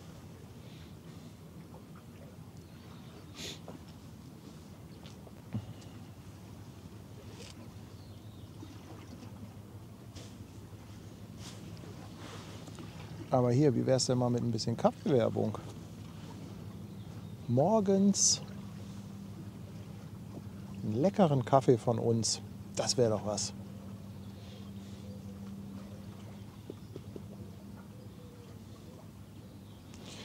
So, wie viel Treu hat denn eigentlich das Schiff, was da kommt? Ich frage mal für einen Freund. Du wirst es bestimmt gleich wissen. Das ist schade, dass die Treuzahl nicht bei diesen Einblendungen steht.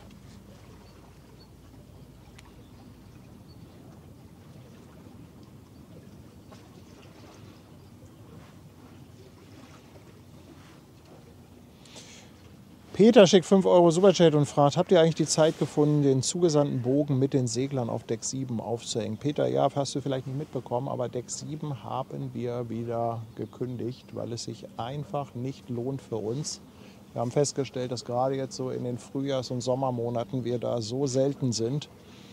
Und ja, es rechnet sich einfach hinten und vorne nicht. Ne? Das ist von der Lage her halt leider auch etwas, was man nicht mal gerade für ein paar Euro bekommt. Und deshalb sind wir da leider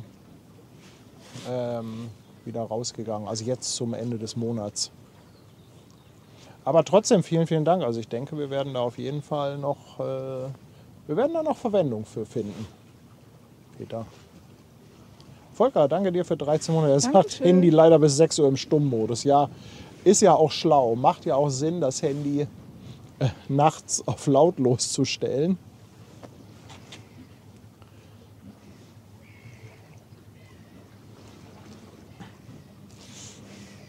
Aber deshalb hatten wir den Stream gestern Abend schon angekündigt. Was wir natürlich mal machen könnten, also ich weiß nicht, ob euch das recht ist.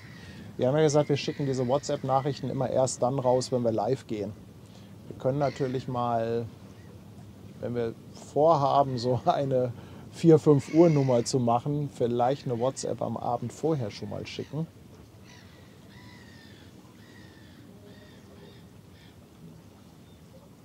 Könnten wir machen, je Ja. nachdem, wie so die Resonanz ist. Das gewünscht ist oder eher nicht. Muss ja nicht um 11:30 losschicken, ne?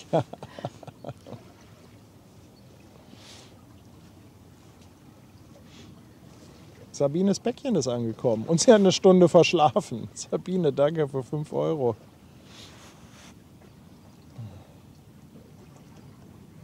Haben wir jetzt die Treuzahl rausgefunden von der CMA CGM? Ich glaube nicht.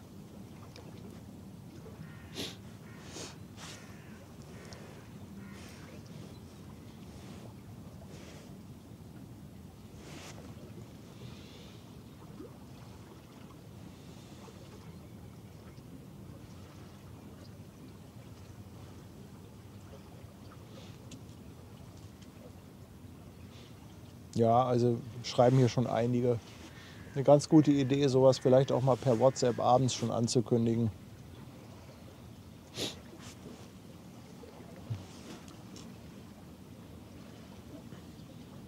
Ach, guck mal hier. Und Schwester Hansen macht mal Werbung für unser Sticker-Set. Ja. Falls ihr Sticker und Emojis haben möchtet für WhatsApp, für iMessage, da haben wir so ein schönes Stickerpack. Und auch auf Instagram ist es mittlerweile so, wenn ihr bei Instagram in die GIFs reingeht und bei den GIFs nach Hamburg Hafen Live sucht, dann findet ihr da auch ganz viele Emojis, die ihr da für eure Stories verwenden Ja. könnt. Es gibt zum Beispiel ein Selbstessendes Franzbrötchen, Ja, Möwen, Mag Kräne man- oder Krane. Krane, ganz genau.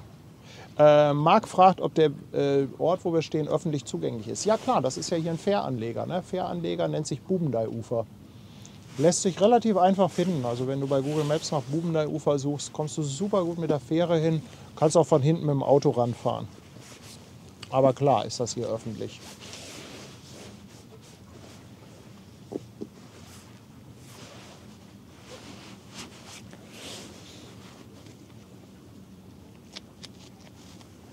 Henrik möchte noch eine WhatsApp, wenn ich losfahre, eine Stunde vorher. Ja, wir wollen es mal nicht übertreiben. Eigentlich bin ich der Meinung, dass so eine Viertelstunde Vorlauf ganz gut ist, aber bei den frühen Streams abends so ein Ding ist vielleicht gar nicht so verkehrt. 5089 Toy, danke Porsche-Fan. Die CMA CGM Alcazar, die da kommt.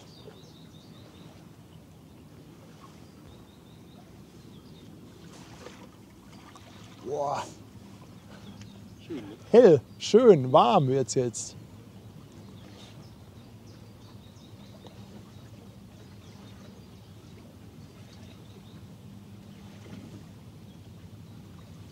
Henrik, wir können es auch nicht übertreiben mit den WhatsApp-Nachrichten. Ich habe ja hoch und heilig versprochen, dass wir damit nicht rumspammen wollen.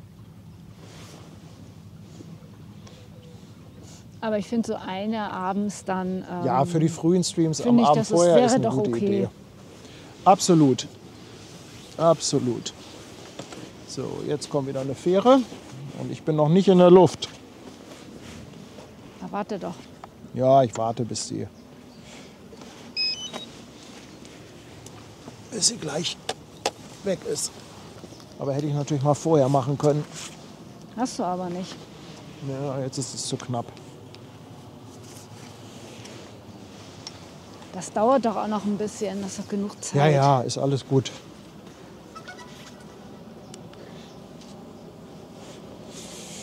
So, die CMA CGM Alcazar hat 294 Meter Länge und 32 Meter Breite.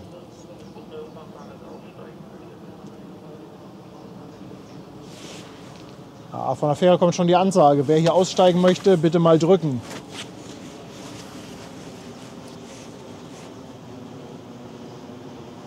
Der will nämlich hier auch nicht unnötig halten. Muss ja auch nicht sein.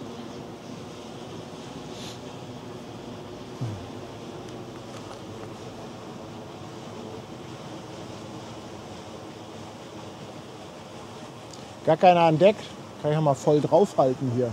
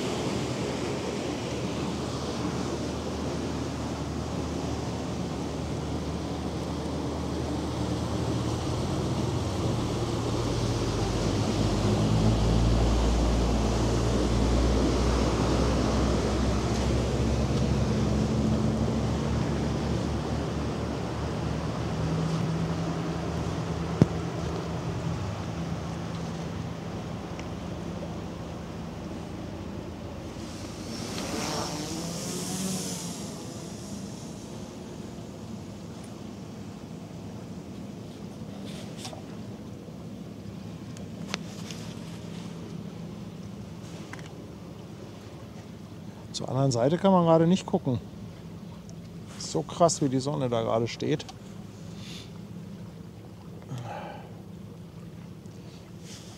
Ja, aber ich glaube, da gibt es auch im Moment gar nicht so viel zu sehen auf der anderen Seite. Nee. Seren, nochmal eine Firma. Seren, du bist echt irre, ne? Danke. Du bist wirklich irre im positiven Sinne. Ganz, ganz fettes Dankeschön.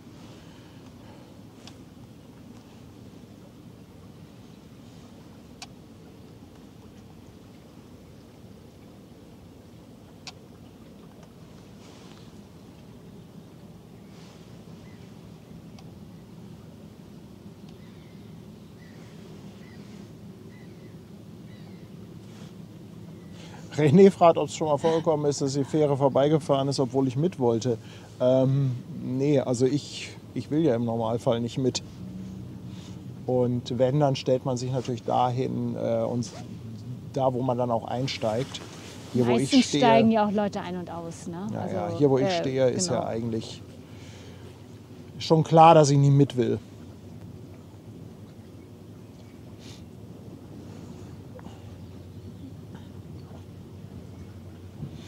Ja, das stimmt. Die Fähre hätte natürlich stilechten Beluga drauf haben müssen, aber Beluga ist ja nicht Lufthansa. Ne? Und die Fähre hat ja Werbung von Lufthansa Technik. Wenn das jetzt eine Airbus-Fähre wäre mit dem Beluga, das wäre Das wäre cool. cool, ja. Das würde mir ja gut gefallen.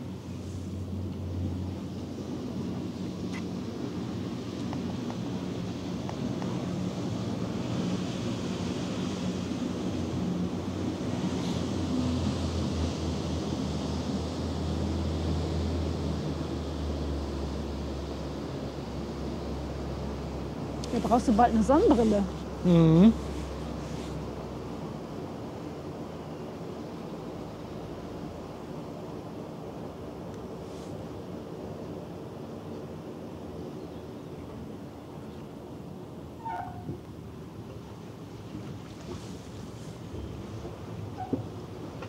Oh, ist das herrlich. Oh, das Oh, schaukelt so schön. Schunkeln, auf und ab. Oh, das ist doch super.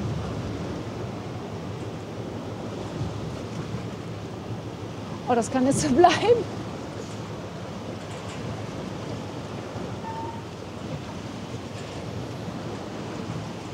Ja, Michi sagt, das Timing heute war perfekt. Ja, in der Tat war das Timing von den Schiffen perfekt. Ne? Und lichtmäßig war es natürlich auch top. Klar, der ein oder andere hat ein bisschen verschlafen, aber zum Glück gibt es ja die Aufzeichnung.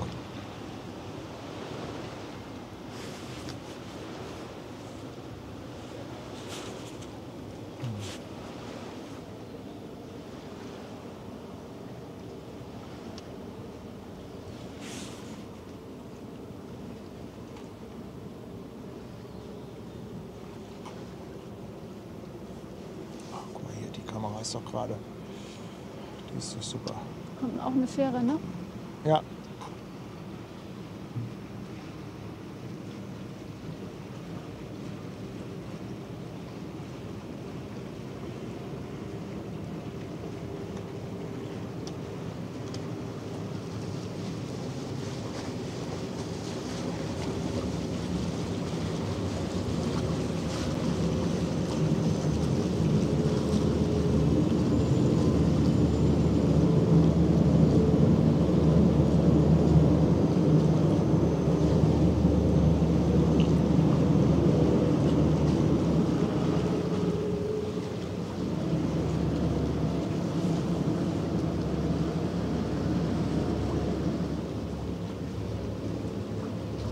Guck, Michaela sagt auch, verschlafen ist gut, sie wusste nicht mal, dass es einen Stream gibt. Ja, also das nächste Mal, wenn wir so einen Early Morning, Early Bird Stream machen, dann schicken wir abends schon eine WhatsApp. Das ist eine gute Idee.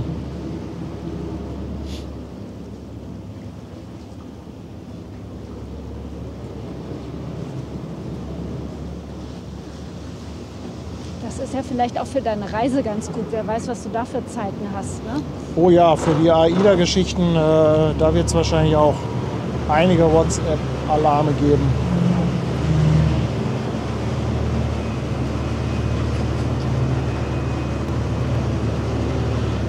Ja, Bea fragt, was sind denn sonst so unsere Zeiten? Wir sind Sklaven des Wetters und der Schiffsfahrpläne, deshalb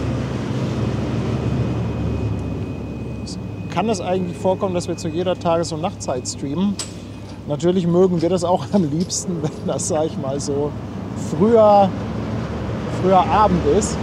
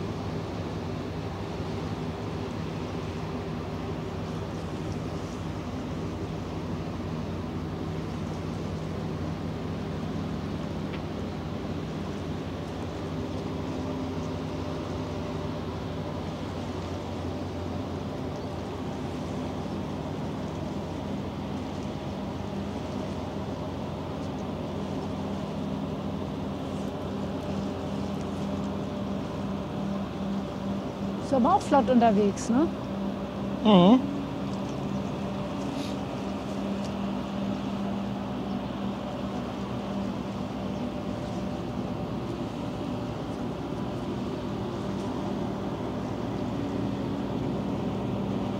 Wenn man das Schiff so durchs Bild fahren lässt, dann wirkt es auch riesig. Wobei ich meine 280 oder 290 Meter sind ja auch relativ groß. Also es ist ja jetzt kein kleines Schiff.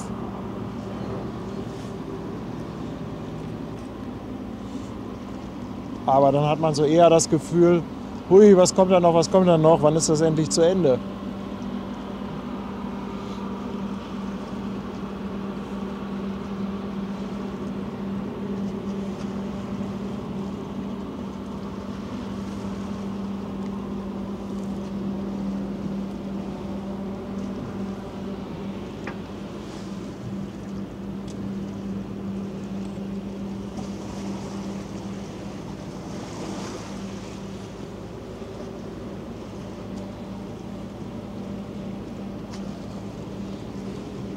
Seren, du bist echt irre. Dankeschön. Nochmal Tausi.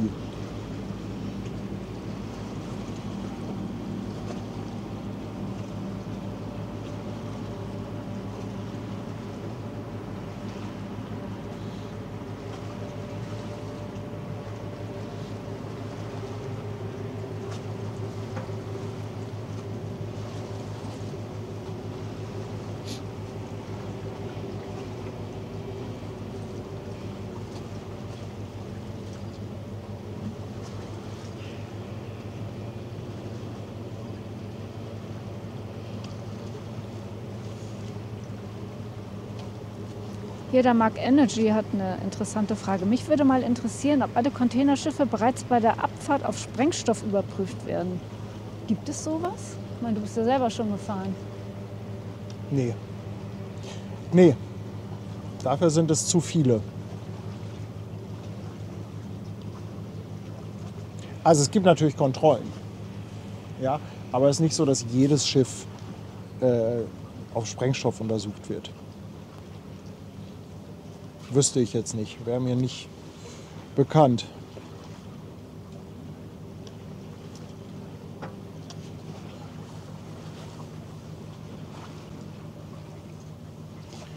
Die Trockenpfütze ist auch aufgestanden. Moin. Danke dir für 11,99. Dankeschön. Ja, Tommy, der Zoll kontrolliert halt nur stichprobenartig. Ne? Oder wenn sie einen Verdacht oder eine Vermutung haben. Man sagt, oder ich habe mal in irgendeiner Reportage gehört, dass nur etwa 5% der Container kontrolliert werden können.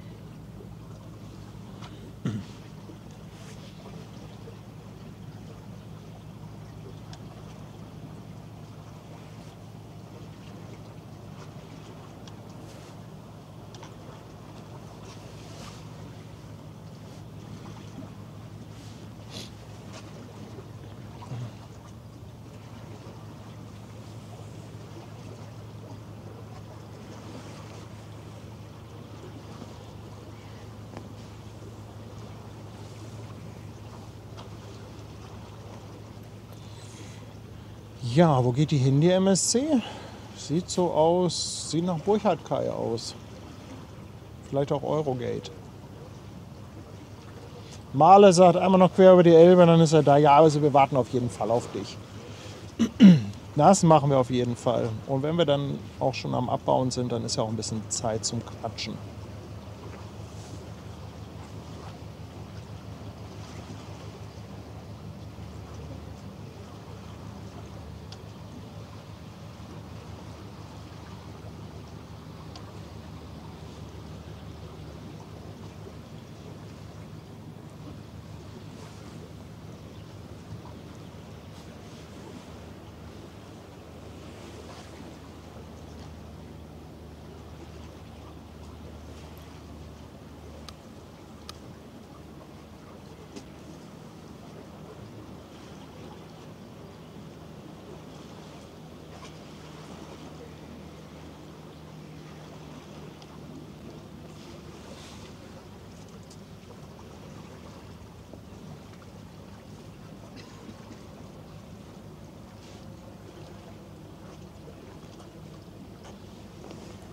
Die geht nach Waltershof.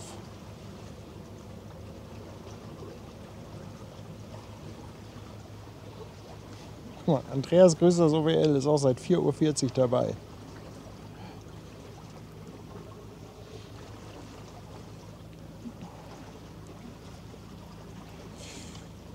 Das waren schon ganz tolle Bilder heute Morgen. Hat sich gelohnt, das Aufstehen, oder? Ja. Hat sich voll gelohnt. Martin, ne? Ja. Da kann man sich auch gleich mit gutem Gewissen noch mal hinlegen. Ja.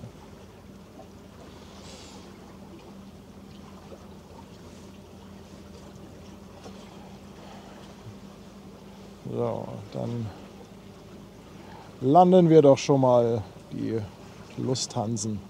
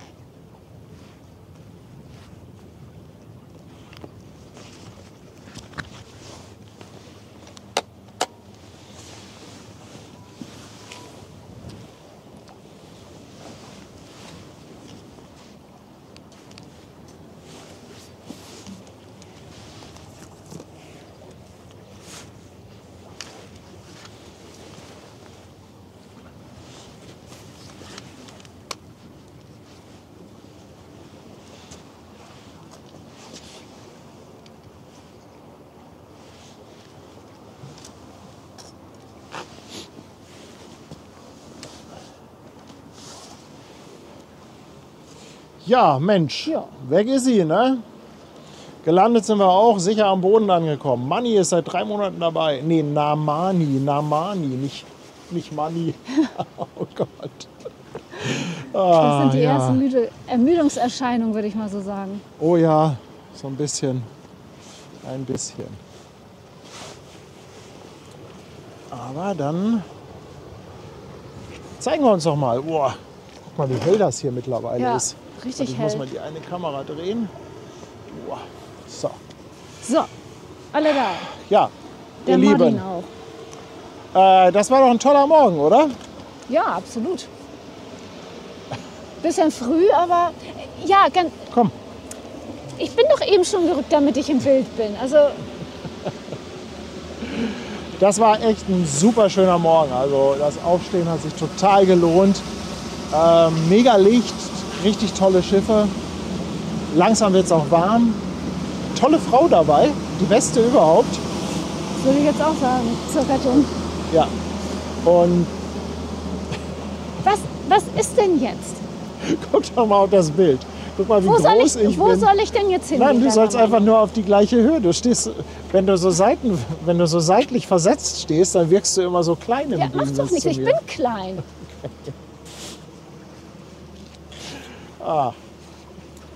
Ja, also ich fand's klasse. Ich fand's super, oder? War zwar Also- früh, aber Ja, aber gleich schön Frühstück. Male kommt gleich noch, warten wir noch drauf. Dann können wir noch ein bisschen schnacken. Ne? Und ja, vielen, vielen Dank, dass ihr großteils so früh aufgestanden seid. Einige sind ja etwas später reingekommen. Vielen Dank natürlich, dass ihr überhaupt eingeschaltet habt. Danke für den Chat. Ist immer sehr, sehr interessant, hilfreich, aufschlussreich und natürlich auch unterhaltsam. Danke natürlich auch für die Kanalunterstützung, egal ob auf Twitch oder auch auf YouTube. Gab wieder jede Menge Mitgliedschaften, Spenden, Subs und Bits. Ja, und natürlich unsere Moderatoren, die also wirklich in also die wirklich aus dem Bett gefallen sind. Ne? Also ich weiß nicht, was mit denen nicht stimmt. alle Herrgottsörligkeit sind die schon aus dem Bett gefallen. Also ganz, ganz dickes Dankeschön. Ja, und wie gesagt, also mit heute Abend müssen wir halt mal gucken, wie sich das Bist du denn Wetter noch mit Arthur in entwickelt. Kontakt, dass der das noch mal richten kann da oben? Ja, mit Über den Wolken? Ja, genau. Also vielleicht frage ich ihn nachher nochmal. Aber ich werde das ja auch so ein bisschen selber beobachten. Also wir schauen mal, ob es heute Abend Stream gibt. Versprechen möchte ich es auf jeden Fall nicht. Aber ich selber fände es halt auch ganz cool. So am Feiertag gegen Abend, Schiffsverkehr wäre da. Drückt mal die Daumen, dass das Wetter mitspielt. Dann habt auf jeden Fall einen schönen Feiertag. Jetzt geht's los, holt die Bollerwagen raus, macht das Bierchen auf und dann wird um die Häuser gezogen. Schönen Vatertag euch allen. Tschüss. Tschüss.